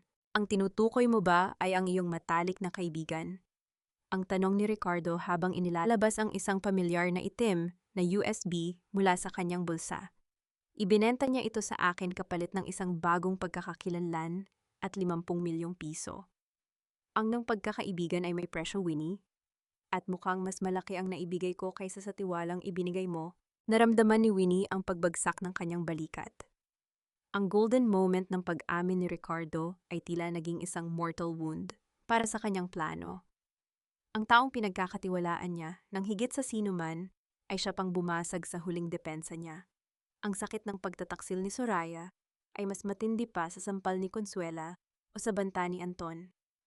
Bakit, Soraya? Bakit mo yan? Ang bulong ni Winnie sa hangin ng kanyang mga mata ay nagsimulang mangilid ang luha ng puot. Dahil ang mga taong katulad niyo, Winnie, ay ipinanganak na may gintong kutsara sa bibig, ang boses ni Soraya ay biglang narinig mula sa intercom ng silid. Hindi mo alam ang pakiramdam ng maging anino mo lang sa loob ng maraming taon. Pagod na akong maging sidekick ng isang Maharlika. Ngayon ako naman ang magiging reyna. Isang malakas na tawa ang pinakawalan ni Ricardo habang itinaas ang remote na hawak niya. Ngayon, Mateo, Winnie, oras na para magpaalam. Ang USB na ito ay naglalaman din ng remote access sa structural demolition system ng Empress Grand. Isang pindot ko lang at ang hotel na ipinagmamalaki niyo ay guguho kasama ang lahat ng ebidensya ng aking pagbabalik. Huwag mong gagawin yan, Ricardo. Maraming tao ang naroon para sa rehearsal, ang sigaw ni Mateo. Wala akong pakialam sa mga taong iyon. Ang mahalaga ay ang aking kaligtasan. Ang sagot ng matanda. Sa sandaling iyon, ang takot ay napalitan ng isang matinding determinasyon sa puso ni Winnie. Tumingin siya kay Mateo at sa isang sulyap ay nagkaintindihan silang dalawa. Ang laban na ito ay hindi na lang tungkol sa pera o sa corona. Tungkol na ito sa buhay ng maraming inosenteng tao. Jace, naririnig mo ba ako? Ang bulong ni Winnie sa kanyang transmitter. Opo, Chairman. Ngunit na-block ni Soraya ang main server. Wala kaming access sa hotel, ang sagot ni Jace sa kabilang linya. Ang boses ay puno ng desperasyon. Humakbang si Winnie papalapit kay Ricardo, hindi inaalintana ang panganib. Sige, pindutin mo, Ricardo. Pero bago mo gawin yan, dapat mong malaman na ang USB na hawak mo ay mayroong GPS tracker. Sa oras na mag-activate ang signal niyan, ang lokasyon ng lihim mong bunker ay maipadadala sa NBI at sa Interpol. Natigilan si Ricardo. Ang kanyang daliri na nasa ibabaw ng button ay nanginginig. Ang mapanuring titig ni Winnie ay tila isang sumpa na nagpabagal sa kanyang galaw. Nagsisinungaling ka o ang singhal ni Ricardo. Subukan mo ang hamon ni Winnie, ang kanyang boses ay malamig at puno ng paninindigan. Kung mamamatay kami rito, sisiguraduhin kong hindi ka na makakatapak pa sa kahit anong lupain nang hindi hinahabol ng batas. Your ghost status ends tonight, Ricardo. Sa labas ang ulan ay naging isang delubyo at ang bawat kulog ay tila isang babala ng paparating na katapusan. Ang cliffhanger ng gabing ito ay nakasabit sa isang maliit na button at sa isang malaking kasinungalingan o katotohanan na binitawan ni Winnie. Akala mo ba ay ganoon ako kadaling takutin? Winnie, ang dugong Maharlika ay maaaring matalino, ngunit ang dugong De Leon ay marunong lumangoy sa sarili nitong putik. Ang tawa ni Ricardo ay tila isang matalim na kutsilyo na humihiwa sa katahimikan ng silid. Hindi siya natinag sa banta ni Winnie. Sa halip, dahan-dahan niyang iniharap ang isang tablet sa kanila. Ang screen ay nagpapakita ng isang balita na kasalukuyang nagiging viral sa lahat ng news portals sa Pilipinas. Isang alias Winnie De Leon, hinahanap ng mga otoridad dahil sa malakihang identity fraud at paglustay ng bilyong pondo mula sa isang kawanggawa. Ang suspek ay huling nakitang kasama ang isang kilalang bilyonaryo na si Mateo Valderrama. Nanlamig ang buong pagkatao ni Winnie. Ang bawat salita sa balitang iyon ay parang isang sampal na yari sa yelo. Ang mga dokumentong ibinigay ni Soraya kay Ricardo ay hindi lamang mga ebidensya laban sa mga De Leon, kundi mga binagong dokumento na naglalagay kay Winnie sa posisyon ng isang kriminal. Ang bawat pirma niya na ginamit niya para sa kabutihan ay binaliktad para magmukhang isang malaking panlilinlang. Ang akala mong alas, Winnie, ay ang siya mismong magiging rehas mo. Ang wika ni Ricardo habang marahang hinihimas ang gilid ng tablet. Sa mata ng batas at ng publiko, ikaw ang magnanakaw, ikaw ang taksil, at si Mateo siya ang kasabwat mo. Sa labas ang tunog ng mga sirena ay papalapit na. Hindi ito ang mga pulis na tinawag ni Jace. Ito ang mga otoridad na may bitbit na warrant para sa pag-aresto kay Winnie. Ang plano ay tuluyang bumaligtad. Ang mga ngaso ay naging biktima at ang biktima ay wala nang mapagtataguan. Kailangan nating umalis dito, ngayon din. Ang bulong ni Mateo sa tenga ni Winnie. Ang kanyang boses ay puno ng tensyon, ngunit ang kanyang mga kamay ay nanatiling matatag sa paghawak sa braso ni Winnie.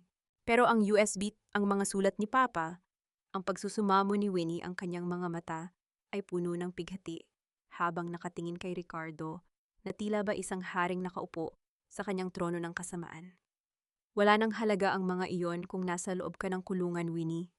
Mabubulok ka roon bago mo pa mapatunayan ng totoo, ang matigas na sagot ni Mateo. Sa isang mabilis na galaw, hinila ni Mateo si Winnie patungo sa isang lihim na lagusan sa likod ng malaking bookshelf, isang daanan na alam ni Mateo dahil sa kanyang sariling investigasyon sa mansyon.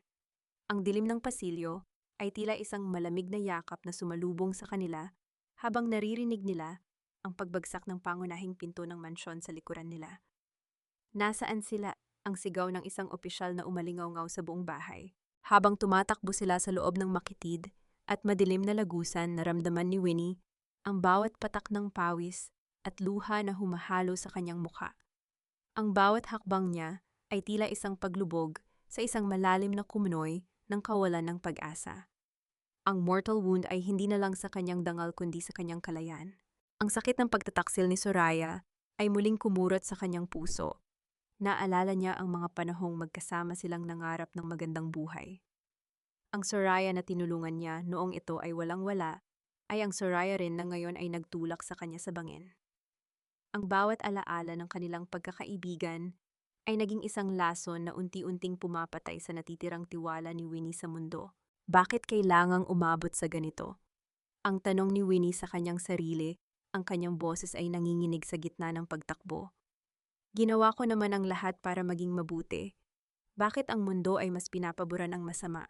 Nakarating sila sa dulo ng lagusan na lumabas sa isang madilim at masukal na bahagi ng kagubatan malapit sa mansyon. Ang ulan ay lalong lumakas, tila sinasabayan ang hagulgol ng puso ni Winnie. Ang putik ay muling kumapit sa kanyang mga tsinelas, ang lamig ay muling nanuot sa kanyang mga buto. Dito muna tayo, ang sabi ni Mateo habang inaalalayan si Winnie sa ilalim ng isang malaking puno ng acacia. Hindi nila tayo masusundan dito sa ngayon. Ang signal ng tracker ko ay patay na kaya hindi nila tayo mahanap gamit ang GPS. Naupo si Winnie sa basang lupa, ang kanyang mga kamay ay nakayakap sa kanyang sariling mga tuhod. Ang kanyang marangyang buhay, ang kanyang kapangyarihan sa maharlika. Ang lahat ng iyon ay tila naging isang malalayong panaginip. Narito siya muli sa gitna ng ulan sugatan at tinataguan ng batas. Tumingin siya kay Mateo na ngayon ay abala sa pagmamasid sa paligid. Ang lalaking ito na dati ay itinuring niyang kaaway, ay siya na lamang ang natitira sa kanya. Isang balintunan ng tadhana na ang taong gusto niyang iwasan ay siya pang naging kaisa-isang kalasag niya. Mateo ay, bakit hindi mo na lang ako iwan? Ang tanong ni Winnie, ang kanyang boses ay tila isang pabulong na hangin. Madadamay ka lang, mayaman ka, may pangalan. Huwag mong sirain ang buhay mo para sa isang takas na katulad ko. Huminto si Mateo at lumuhod sa tapat ni Winnie. Hinawakan niya ang mukha ng babae, ang kanyang mga ibudaliri ay dahan-dahang pinunasan ang putik sa pisngi nito. Sabi ko sa iyo, Winnie, hindi na ito tungkol sa negosyo at hindi kita iiwan dahil sa bawat sugat na tinatamo mo. Pakiramdam ko ay ako rin ang nasasaktan. Magkasama nating lalakbay ng putik na ito hanggang sa makita natin ang linaw.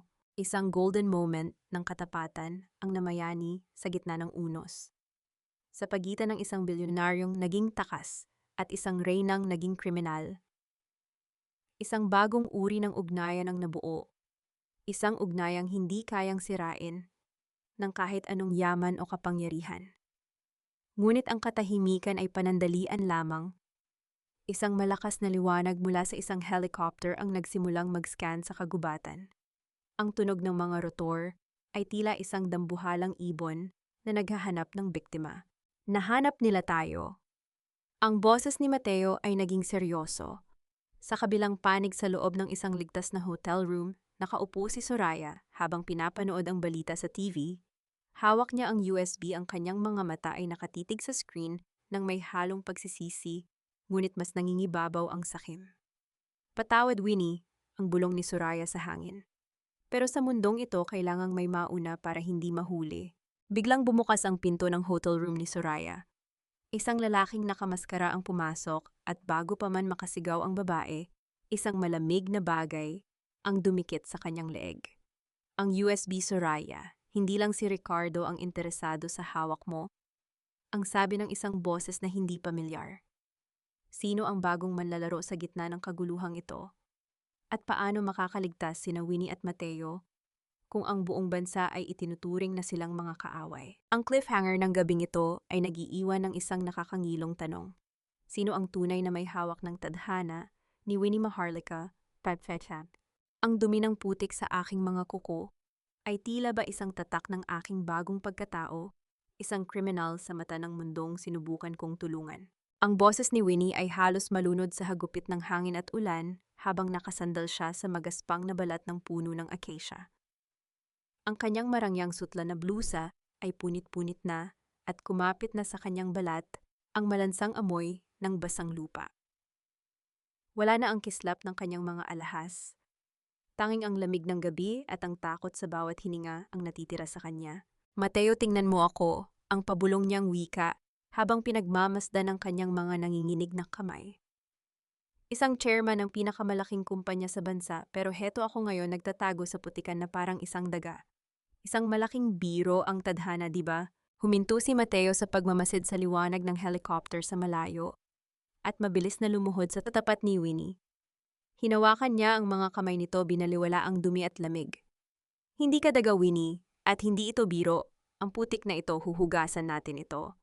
Pero ang dangal na ninakaw nila sa'yo, iyan ang babawiin natin ng may kasamang interes. Sa gitna ng panganib, isang golden moment ang namayani sa pagitan nila. Kinuha ni Mateo ang kanyang basang panyo at dahan-dahang pinunasan ang dumi sa noo ni Winnie. Ang bawat haplos niya ay puno ng pag-iingat, tila ba isang mahalagang kristal ang kanyang hinahawakan na maaaring mabasag sa kaunting pagkakamali. Sa sandaling iyon, ang paligid na puno ng panganib ay tila naglaho. Wala silang narinig kundi ang tibok ng kanilang mga puso at ang ritmo ng ulan na tila isang malungkot na oyayi. Bakit mo ito ginagawa, Mateo? Ang tanong ni Winnie, ang kanyang mga mata ay nagsimulang mangilid ang luha. Sinira mo ang reputasyon mo para sa akin. Pwede ka namang manatili sa itaas malayo sa gulo ko. Dahil ang mundong kinalalagyan ko sa itaas ay walang halaga kung wala ka roon, Winnie. Ang matapat na sagot ni Mateo, ang kanyang mga mata ay nagniningning sa ilalim ng madilim na langit. Mas pipiliin kong maging takas kasama ka kaysa maging hari sa isang palasyong wala ang reyna ko. Samantala sa isang tagong dampa sa paanan ng bundok, ang bahay ng kapatid ni Yaya Luring ay naroon ang katahimikan ng pag-asa. Dito dinala ni Jace ang sugatang si Yaya Luring para magpagaling. Ngunit ang katahimikang iyon na biglang bumasag ng tumunog ang isang radyo. Target sighted in the forest area. Deploy ground units. Nanlaki ang mga mata ni Yaya Luring habang nakasandal sa kanyang papag. Diyos ko, iligtas niyo po ang aking alaga. Ang kanyang pabulong na dasal, ang bawat salita ay may dalang bigat ng 1,000 sakripisyo. Sa kabilang banda sa hotel room kung saan naroon si Soraya, ang tensyon ay mas matalas pa sa patalim na nakatutok sa kanyang leeg. Ang lalaking nakamaskara ay dahan-dahang nag-alis ng takip sa mukha. Jace, ang pautal-utal na wika ni Soraya. Akala mo ba ay ikaw lang ang marunong maglaro, Soraya? Ang malamig na wika ng assistant ni Winnie. Ang kanyang mga mata na dati ay puno ng pagiging masunurin ay tila naging mga mata ng isang lobo. Ang USB na yan ay hindi sa'yo at ang buhay mo hawak ko na sa sandaling ito. Ngunit bago pa man makuha ni Jace ang USB, isang malakas na tunog ng pagpisa ng pinto ang narinig mula sa hallway. Pumasok ang mga tauhan ni Ricardo de Leon armado at handang pumatay. Isang gulo ang sumiklab sa loob ng maliit na kwarto at sa gitna ng kaguluhan, muling naglaho si Soraya kasama ang USB. Balik sa kagubatan, mabilis na hinila ni Mateo si Winnie nang makitang papalapit na ang mga flashlight ng mga otoridad. Dito, Winnie, tumakbo ka na huwag kang lilingon. Paano ka, Mateo? Susunod ako, kailangan ko lang silang iligaw. Ngunit bago pa man makahakbang si Winnie, isang pamilyar na boses ang umalingaw-ngaw mula sa megaphone ng helicopter sa itaas. Winnie, Maharlika, hawak namin ang iyong Yaya Luring, sumuko ka na kung ayaw mong makita ang huling hininga ng matandang nagpalaki sa iyo. Nanigas si Winnie sa kanyang kinatatayuan. Ang kanyang puso ay tila tumigil sa pagtibok.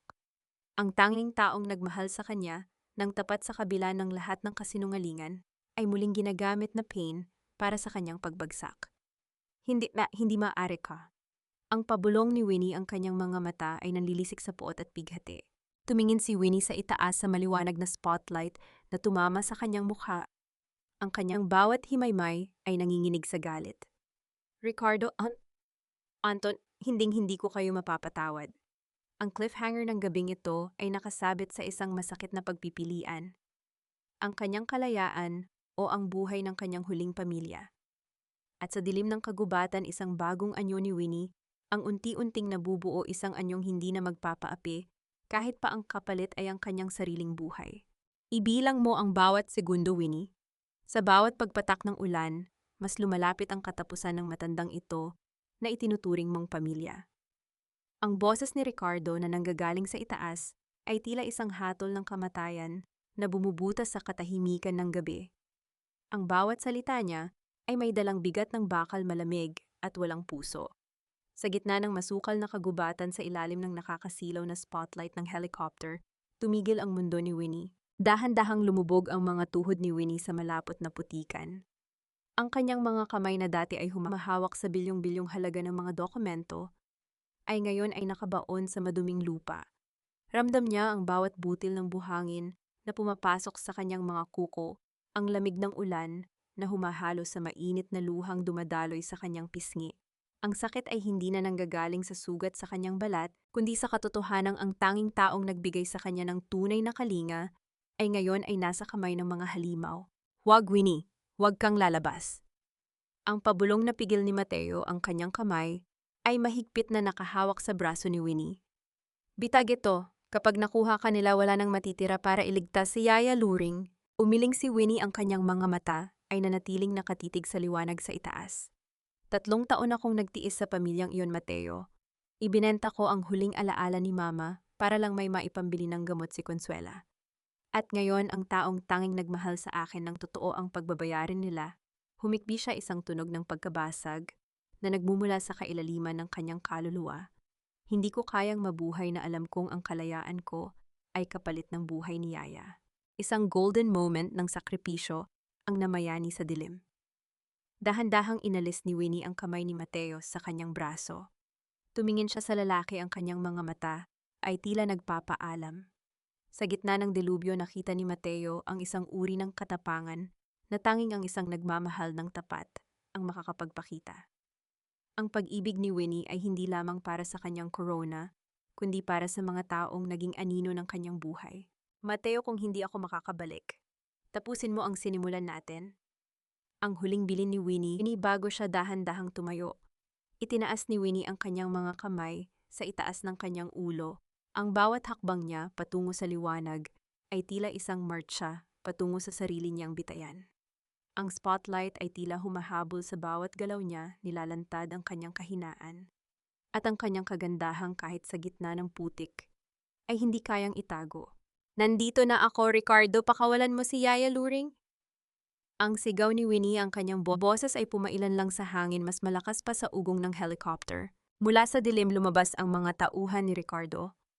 Ang malamig na bakal ng mga posas ay dumaop sa nanginginig na mga pulso ni Winnie. Sa isang iglap na wala ang kanyang kalayaan. Kinaladkad siya patungo sa isang naghihintay na sasakyan, habang sa malayo nakita niya ang isang pamilyar na anino sa loob ng helicopter, ang mukha ni Anton na may suot na mapanuyang ngiti. Dinala si Winnie sa isang lihim na basement sa ilalim ng Empress Grand Hotel, ang proyektong siya mismo ang nagpondo. Ang silid ay malamig, amoy semento at luma. Doon nakita niya si Yaya Luring na nakatali sa isang silya, ang mukha ay puno ng pasa, at ang mga mata ay halos hindi na maibukas. Anak, bakit ka nagpunta? Ang mahinang ungol ng matanda. Wala nang bawian, Winnie. Ang boses ni Ricardo ay umalingaw-ngaw sa silid, habang dahan-dahan siyang lumalapit, pitpit ang isang ineksyon. Ang Empress Grand ay guguho bukas sa oras ng opening. At ikaw ang magiging mukha ng trahedyang ito. Isang chairman na nagpakamatay dahil sa kahihiyan ng kanyang mga krimen. Nanlaki ang mga mata ni Winnie. Balak mong pasabugin ang hotel habang puno ng tao. Hindi ko ito papasabugin. Ang substandard na pundasyon na ikaw ang pumirma ay sapat na para gumuho ito sa isang maliit na yanig na gagawin ko. Ang paliwanag ni Ricardo ng may labis na katuwaan. Ang lahat ng ebidensya ay maglalaho at ang yaman ng Maharlika ay mapupunta sa anak ko bilang asawa mo. Ngunit sa gitna ng desperasyon, napansin ni Winnie ang isang bagay sa bulsa ni Ricardo, ang USB, ang tanging bagay na makakapigil sa lahat. Ngunit paano niya ito makukuha kung ang kanyang mga kamay ay nakagapos at ang kanyang katawan ay nanghihina na? Biglang bumukas ang pinto ng basement. Isang lalaking nakasuit ang pumasok, ang kanyang mukha ay seryoso. Chairman Mateo Valderrama is outside. He's demanding a meeting with you, Ricardo. He says he has the missing part of the encryption key. Napatigil si Ricardo. Tumingin siya kay Winnie at pagkatapos ay sa tauhan niya. Dalhin siya rito, gusto kong makita kung paano siya magluluhod para sa babaeng ito. Ang cliffhanger ng gabing ito ay nagiiwan ng isang nakakangilong tanong. Ano ang tunay na balak ni Mateo? Isang pagsuko ba ito para maligtas si Winnie? O isang huling sugal na maaaring maging mitya ng kanilang sabay na katapusan? At sa dilim ng basement may isang maliit na wire na dahan-dahang hinuhugot ni Winnie mula sa kanyang silya, isang huling pag-asa sa gitna ng kamatayan. Kayang-kaya ba ng isang pusong sugatan na baguhin ang nakatakdang trahedya? Masyado kang mapusok, Mateo. Para sa isang taong kilala sa pagiging matalino, ang pagpunta rito ng mag-isa ay isang malaking katangahan. Ang boses ni Ricardo ay pumailan lang sa malamig at mamasamasang basement na tila ba ang bawat salita niya ay may dalang kamandag. Nakatayo siya sa tapat ng pintuan, ng kanyang mga kamay ay nasa loob ng bulsa ng kanyang coat, habang ang kanyang mga mata ay nanatiling nakatitig sa lalaking dahan-dahang naglalakad papasok sa dilim. Si Mateo ay hindi natinag. Ang bawat hakbang niya ay may dalang bigat ng determinasyon. Ang kanyang mukha ay tila yari sa marmol, walang emosyon, walang takot. Ngunit nang dumapo ang kanyang tingin kay Winnie na nakagapos sa silya, may isang iglap ng sakit na dumaan sa kanyang mga mata, isang mabilis na kislap ng pighati, na tanging si Winnie lamang ang nakaramdam. Nanigas ang buong katawan ni Winnie. Ang kanyang puso ay tila sasabog sa halo-halong takot at pangungulila. Gusto niyang sumigaw, gusto niyang paalisin si Mateo, ngunit ang busal sa kanyang bibig ay tila isang mabigat na pader na pumipigil sa kanyang boses. Ang bawat himaymay ng kanyang kalamnan ay nanginginig sa desperasyon. Nakita niya ang bawat butil ng pawis sa noo ni Mateo, ang bawat kunot sa noo nito, at sa sandaling iyon, ang golden moment ng kanilang muling pagtatagpo ay naging isang tahimik na panalangin ng pag-ibig sa gitna ng panganib. Ibigay mo sa akin ang encryption key, Mateo, at pangako. Bibigyan ko kayo ng 10 minutong palugit para makatakas bago gumuho ang impyernong ito. Ang wika ni Ricardo, ang kanyang ngiti, ay tila isang jablong nag-aalok ng kasunduan. Pakawalan mo muna si Winnie at si Yaya Luring. Pagkatapos ibibigay ko sa iyo ang lahat ng gusto mo, ang malamig na sagot ni Mateo. Inilabas niya ang isang maliit na silver na drive. Ang kislap nito ay tila isang bituin sa gitna ng kadiliman ng basement. Isang mapait na tawa ang pinakawalan ni Ricardo. Huwag mo akong diktahan, hawak ko ang buhay nila. Isang pindot ko lang sa remote na ito at ang pundasyon ng hotel na ito ay magiging libingan nyo. Habang nagtatalo ang dalawa dahan-dahan at maingat na ginagalaw ni Winnie ang kanyang mga kamay sa likuran, ang dulo ng isang matalim na kawad na kanina pa niya kinalas mula sa silya ay unti-unti nang pumuputol sa makapal na lubid na nakatali sa kanyang mga pulso. Ang bawat hapdi ng pagkakasugat ng kanyang balat ay hindi niya inalintana. Ang tanging nasa isip niya ay ang kaligtasan ni Mateo at ang hustisyang matagal nang ninakaw sa kanya. Mateo, huwag! Ang pabulong na ungol ni Winnie nang dahan-dahang lumapit si Mateo kay Ricardo para iabot ang drive. Ngunit bago pa man magpangabot ang kanilang mga kamay, biglang bumukas ang monitor sa dingding ng basement. Lumitaw ang mukha ni Soraya na ngayon ay nasa loob na ng main control room ng hotel. Ang kanyang mukha ay puno ng takot at panggigilalas. Ricardo, niloloko tayo ni Mateo, ang encryption key, na yan ay hindi para sa database. Isa yang virus na magbubura sa lahat ng logs ng transaksyon natin, ang sigaw ni Soraya. Nanlaki ang mga mata ni Ricardo. Sa isang iglap, binunot niya ang isang baril mula sa kanyang likuran at itinutok ito ng diretso sa dibdib ni Mateo. Taksil tiyang bulyaw ni Ricardo. Sa gitna ng sigawan, nagawa ni Winnie na maputol ang huling hibla ng lubid. Mabilis niyang tinanggal ang busal sa kanyang bibig at sumigaw ng buong lakas. Mateo, dapa! Kasabay ng kanyang pagsigaw, isang malakas na tunog ng pagguho ng semento ang narinig mula sa itaas na bahagi ng basement. Ang lupa ay nagsimulang yuminig ng marahas, hindi dahil sa utos ni Ricardo, kundi dahil sa substandard na materyales na hindi na nakayanan ang bigat ng istruktura sa gitna ng malakas na ulan. Ang mga kable ng kuryente sa itaas ay nagsimulang magliyab na lumilikha ng mga kislap ng apoy na tila mga kidlat sa loob ng silid. Sa kaguluhan, mabilis na sumugod si Mateo kay Ricardo at ang dalawang lalaki ay nagpambuno sa sahig. Si Winnie naman ay mabilis na lumapit kay Yaya Luring para kalagan ang mga tali nito kahit na ang mga tipak ng semento ay nagsisimula ng mahulog sa paligid nila. Yaya, kailangan nating umalis dito. Ngayon na, ang pagsusumamo ni Winnie habang pilit na itinatayo ang matanda. Anak, iligtas mo ang sarili mo, ang mahinang sagot ni Yaya Luring. Tumingin si Winnie kay Mateo, na kasalukuyang nakikipaglaban para sa kanyang buhay. Nakita niya ang USB na nahulog malapit sa mga kable ng kuryente na may dumadaloy na boltahe. Ang lahat ng ebidensya, ang lahat ng pangarap niyang hustisya ay nasa panganib na maglaho sa isang iglap.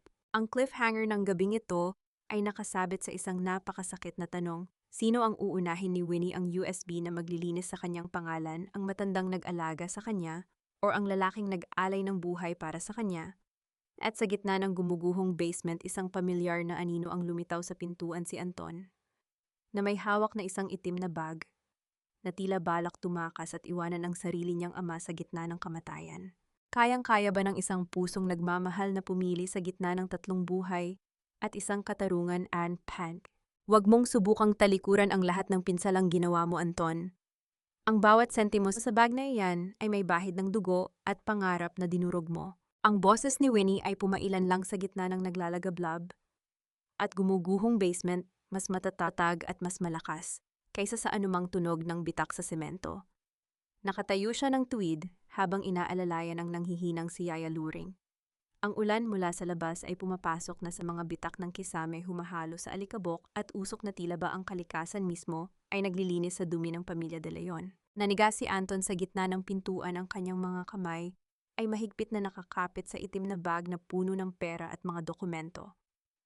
Tumingin siya sa kanyang asawa, ang babaeng itinapon niya sa putikan ng babaeng inaakala niyang wala ng boses. Sa ilalim ng mga kislap ng kable ng kuryente, nakita ni Anton ang isang anyo ni Winnie na hindi niya kailanman nakilala. Hindi na ito ang tahimik na asawa, ito ay ang reyna ng Maharlika na handang bawiin ang lahat. Winnie, maawa ka. Ibibigay ko ang lahat basta hayaan mo lang akong makalabas. Ang pautal-utal na pagsusumamo ni Anton, ang kanyang kayabangan ay tuluyan ng naglaho habang ang kisame ay unti-unting bumabagsak sa likuran niya. Sa kabilang bahagi ng silid na gawa ni Mateo, napatumbahin si Ricardo. Sa kabila ng kanyang mga sugat at pagod, mabilis na lumapit si Mateo kay Winnie. Winnie, kailangang makaalis na tayo. Ang main structure ay hindi natatagal. Ang USB, Mateo, ang ebidensya, ang sigaw ni Winnie, habang nakaturo sa device na malapit na sa lumiliyab na apoy. Huwag mo nang alalahanin yan. Ang sigaw ni Mateo habang hinahatak ang dalawa patungo sa exit. Ang encryption key na ipinasok ko ay hindi lang virus. Isa itong automatic broadcast trigger. Sa sandaling mag-malfunction ng system, ang lahat ng files ay direktang ipapadala sa lahat ng news network sa bansa. At tila ba isang sagot ng tadhana sa labas ng hotel, ang naglalakihang LED screens na dapat ay magpapakita ng mukha ni Anton bilang bagong CEO ay biglang nagbago. Ang mukha ni Ricardo De Leon na umamin sa substandard na pundasyon ng video ni Soraya na nagnanakaw ng pondo, at ang boses ni Anton na humahamak kay Winnie ay umalingaw-ngaw sa buong lungsod ng Makati. Ang mga dumadaang sasakyan ay huminto, ang mga taong may hawak na payong ay napatulala. Ang hiya na sinubukang ibalot ng mga De Leon kay Winnie ay bumalik sa kanila ng 10,000 ulit. Nakarating sila sa main lobby ng Empress Grand. Ang mga bisita ay nagkakagulo sa paglikas, ngunit sa gitna ng malawak na bulwagan, nakatayo ang isang grupo ng mga lalaking nakabarong at mga opisyal ng NBI. Sa gitna nila ay ang mga miyembro ng Board of Directors ng Maharlika Group. Nang makita nila si Winnie na basang-basa, puno ng putik, at inaalalayan si Yaya Luring, ang lahat ng mga opisyal ay sabay-sabay na yumukod. Ang katahimikan ay bumalot sa paligid sa kabila ng gulo. Chairman Winnie Maharlika, handa na po ang lahat. Ang katarungan ay nasa kamay niyo na, ang wika ng pinakamatandang direktor. Lumingon si Winnie sa likuran niya. Doon lumabas si Anton at Ricardo na agad na sinunggaban ng mga otoridad. Ang itim na bag na hawak ni Anton ay nalaglag, at ang mga pera ay nagliparan sa sahig na tila mga tuyong dahon na walang halaga. Si Soraya naman ay huling-huli sa CCTV habang sinusubukang tumakas sa parking lot, bit-bit ang mga peking dokumento. Winnie, patawarin mo ako, asawa mo ako. Ang sigaw ni Anton habang kinakaladkad palayo. Consuela, ang nanay mo, may sakit siya. Kailangan mo kaming tulungan. Tumingin si Winnie kay Anton ng huling pagkakataon. Walang galit, walang pait, tanging isang malalim na pagod na natapos na sa wakas. Ang pagkakaroon ng asawa ay tungkol sa respeto, Anton. Ang pagkakaroon ng pamilya ay tungkol sa katapatan. Wala ka ng dalawang iyon, at tungkol kay Mama Consuela. Sisiguraduhin kong sa loob ng kulungan ay maibibigay sa kanya ang medical na atensyong nararapat sa kanya. Isang golden moment ng paghuhukom ang namayani. Si Winnie na nagsimula ang gabi sa putikan ay ngayon ay nakatayo sa gitna ng kanyang imperyo. Ang kanyang bawat hininga ay puno ng kalayaan. Tumingin siya kay Mateo na sa kabila ng lahat ay hindi umalis sa kanyang tabi. Ang sugat sa noo ni Mateo ay patuloy na dumadaloy ang dugo, ngunit ang kanyang mga mata ay puno ng ngiti ng tagumpay. Tapos na, Winnie. Ang reyna ay nakabalik na sa kanyang trono, ang mahinahong wika ni Mateo.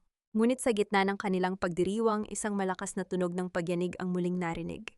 Ang Empress Grand Hotel, ang simbolo ng kasakiman ng mga De Leon, ay nagsimulang bumigay sa gitna ng hagupit ng bagyo. Ang marangyang chandelier sa lobby ay nagsimulang ginday at ang malalaking salamin ay nagbitak-bitak. Lahat lumabas na, ang sigaw ni Mateo, habang tumatakbo sila palabas. Nakita ni Winnie ang anino ng kanyang sarili 3 taon na ang nakalilipas ang babaeng pumasok sa bahay na ito na may dalang pag-ibig at ngayon ay lalabas na may dalang aral na hindi kailanman mababayaran ng anumang yaman. Ang cliffhanger ng gabing ito ay nakasabit sa isang huling panganib. Makakalabas ba silang lahat bago tuluyang maging abo ang monumentong ito ng kasinungalingan? At sa pagbagsak ng hotel, ano ang matitira sa ugnayan ni na Winnie at Mateo ngayong wala na ang mga anino ng nakaraan? Ang pagbagsak ng Empress Grand ay ang huling mitsa ng isang bagong simula. Ngunit sa ilalim ng mga guho, may isang huling lihim na hindi pa nabubunyag, isang lihim na maaaring magpabago sa lahat ng alam ni Winnie tungkol sa kanyang sariling pamilya. Mint na kailangan ng mga salita para sabihing tapos na ang lahat. Ang bawat bitak sa pader ng Empress Grand ay tila mga huling hikbi ng isang kasinungalingang matagal na nating pinaniwalaan. Ang boses ni Winnie ay mahinahon, ngunit may dalang bigat ng 1,000 katarungan habang nakatayo siya sa ligtas na distansya mula sa gumuguhong hotel. Ang mga sirena ng bumbero at ambulansya ay nagmimistulang isang malungkot na orkestra sa gitna ng gabi. Ang alabok mula sa naglalakihang semento ay bumabalot sa paligid, ngunit sa gitna ng usok na natiling malinaw ang paningin ni Winnie. Ang bawat tipak ng gusali na bumabagsak sa lupa ay tila isang pasanin na dahan-dahang naalis sa kanyang mga balikat. Sa kanyang tabi nakaupo si Yaya Luring sa loob ng isang ambulansya, balot ng kumot at kasalukuyang tinitingnan ng mga doktor. Sa wakas ang matandang nag-alay ng buhay para sa kanya ay ligtas na. Tumingin si Winnie kay Mateo na kasalukuyang kinakausap ang mga opisyal ng NBI. Ang sugat sa noo ng lalaki ay may benda na at kahit pagod ay hindi nito maikakaila ang kislap ng tagumpay sa kanyang mga mata. Nang magtagpo ang kanilang mga tingin, isang golden moment ng tahimik na pag-unawa ang namayani, isang pasasalamat na higit pa sa anumang salita. Chairman ang lahat ng labi ng pamilya De Leon ay nasa kustodya na ng mga otoridad, ang ulat ni Jace habang lumalapit kay Winnie. Ang assistant ay mukhang hapo rin ngunit may suot na siyang maayos na suit, isang simbolo ng pagbabalik ng kaayusan sa Maharlika Group. Si Anton, si Ricardo at si Soraya. Wala silang kawala. Ang broadcast kanina ay napanood ng mahigit 10 milyong tao. Wala nang abogadong tatanggap sa kanila. Dahan-dahang lumakad si Winnie patungo sa kalsada kung saan nakapila ang mga sasakyan ng pulis. Doon nakita niya si Consuela na nakaupo sa loob ng isang mobile jail. Ang kanyang mga mamahaling alahas ay wala na pinalitan ng mga posas na tila naging mga kadena ng kanyang sariling kasakiman. Nang makita ng matanda si Winnie, nagsimula itong magsisigaw, ang boses ay puno ng pait at desperasyon. Winnie, hindi mo pwedeng gawin ito sa akin. Binuhay kita sa loob ng 3 taon. Ako ang nanay mo. Ang hiyaw ni Consuela, ang kanyang mukha ay puno ng luha at dumi. Tumigil si Winnie sa tapat ng bintana ng sasakyan. Ang kanyang mga mata ay walang bakas ng galit kundi isang malalim na awa para sa isang taong hindi kailanman natutong magmahal. Ang isang nanay ay hindi nananakit ng anak para sa pera. Ang bawat sakripisyo ko sa inyo ay hindi dahil sa utang na loob, kundi dahil naniwala ako na may natitira pang kabutihan sa inyo. Ngunit tinapon nyo ang pagkakataong iyon. Ngayon ang batas na ang magsisilbing magulang nyo. Sa kabilang sasakyan, nakita ni Winnie si Anton na nakayuko, ang kanyang mga balikat ay nanginginig sa takot. Nang tumingin ang lalaki kay Winnie, tanging pagsisisi na huli na ang lahat ang nakita niya. Ang lalaking pinangarap niyang makasama habang buhay ay naging isang estranghero na lamang sa kanyang paningin. Tumalikod na si Winnie at naglakad pabalik kay Mateo. Ang ulan ay nagsimulang tumigil at sa pagitan ng mga ulap ay sumilip ang unang sinag ng bukang liwayway. Ang dilim ng gabi ay tuluyan ng natalo ng liwanag ng katotohanan. Ano ang plano mo ngayon, Chairman? Ang tanong ni Mateo habang inaalok ang kanyang braso kay Winnie. Gusto kong bumalik sa San Roque, Mateo, ang sagot ni Winnie. Gusto kong bawiin ang lahat ng itinapon nila roon. Hindi ang mga gamit ko kundi ang dangal ng bawat taong minaliit nila. At pagkatapos, gusto kong simulan ang pagpapatayo ng isang tunay na isang tahanan na hindi gawa sa substandard na semento, kundi sa tapat na pagmamahal. Isang matamis na ngiti ang isinagot ni Mateo. Dahan-dahan niyang hinawakan ang kamay ni Winnie ang kanilang mga daliri, ay naglapat ng may buong pag-iingat. Ang init ng kamay ni Mateo ay tila isang pangako ng isang bagong bukas. Sasama ako, hindi na kita hahayaan pang maglakad sa putikan ng mag-isa. Habang umaandar ang mga sasakyan palayo sa guho ng Empress Grand, isang huling sulyap ang ibinigay ni Winnie sa lugar. Ang hotel na iyon ay naging abo gaya ng kanyang dating buhay. Ngunit mula sa mga guhong iyon, isang bagong Winnie Maharlika, ang isinilang isang reynang mas matatag, mas matalino at higit sa lahat isang babaeng marunong nang pumili para sa kanyang sariling kaligayahan. Ngunit bago sila tuluyang makalayo, isang pamilyar na tunog ng mensahe ang narinig mula sa telepono ni Winnie. Isang video mula sa isang hindi kilalang numero. Pag-click niya, nakita niya ang isang lumang recording ng kanyang tatay, si Arturo Maharlika, na may hawak na isang sobre. Winnie, anak, kung pinapanood mo ito, ibig sabihin ay nahanap mo na ang tunay mong lakas. May isang huling regalo ako sa iyo sa ilalim ng lumang puno ng mangga sa ating probinsya. Doon nakatago ang tunay na lihim ng ating pamilya. Napakunot ang noo ni Winnie. Ano ang lihim na ito? At bakit ngayon lang ito lumabas? Tumingin siya kay Mateo at sa isang sulyap ay alam nilang pareho na ang kanilang paglalakbay ay hindi pa natatapos. Ang hustisya ay nakamit na, ngunit ang pagtuklas sa tunay na pagkatao ay kasisimula pa lamang. Sa ilalim ng gintong liwanag ng paglubog ng araw sa dalampasigan ng Bataan, ang bawat hampas ng alon sa pampang ay tila isang banayad na haplos ng kalikasan. Ang simoy ng dagat ay may dalang amoy ng alat at kalayaan. Isang kabaligtaran ng nakakasakal na usok at alikabok ng gumuhong Empress Grand Hotel. Narito si Winnie nakatayo sa tapat ng isang lumang puno ng mangga, ang punong binanggit ng kanyang ama sa huling lihim nito. Hawak niya ang isang maliit at lumang kahon na gawa sa Nara. Sa loob nito ay hindi ginto o mamahaling hiyas ang bumadya sa kanyang mga mata, kundi isang tumpok ng mga sulat at mga litrato ng mga ordinaryong tao, mga magsasaka, mga mangingisda, at mga batang may mga ngiting kasing ningning ng bituin. Sa gitna ng mga ito ay isang sulat kamay ng kanyang ama, si Arturo Maharlika. Anak, ang tunay na yaman ng mga Maharlika ay hindi ang mga gusaling itinayo natin, kundi ang mga buhay na binago natin. Ang kumpanyang ito ay itinayo para maging silungan ng mga walang masilungan. Kung nahanap mo ang kahon na ito, ibig sabihin ay handa ka na. Handa ka nang maging reyna, hindi ng isang korporasyon kundi ng mga pusong nangangailangan ng katarungan. Isang mainit na luha ang dahan-dahang gumulong sa pisngi ni Winnie. Sa sandaling iyon, ang lahat ng pait ng nakaraan, ang mga sampal ni Consuela, ang pagtataksil ni Anton, at ang panlilinlang ni Soraya ay tuluyan ng natunaw.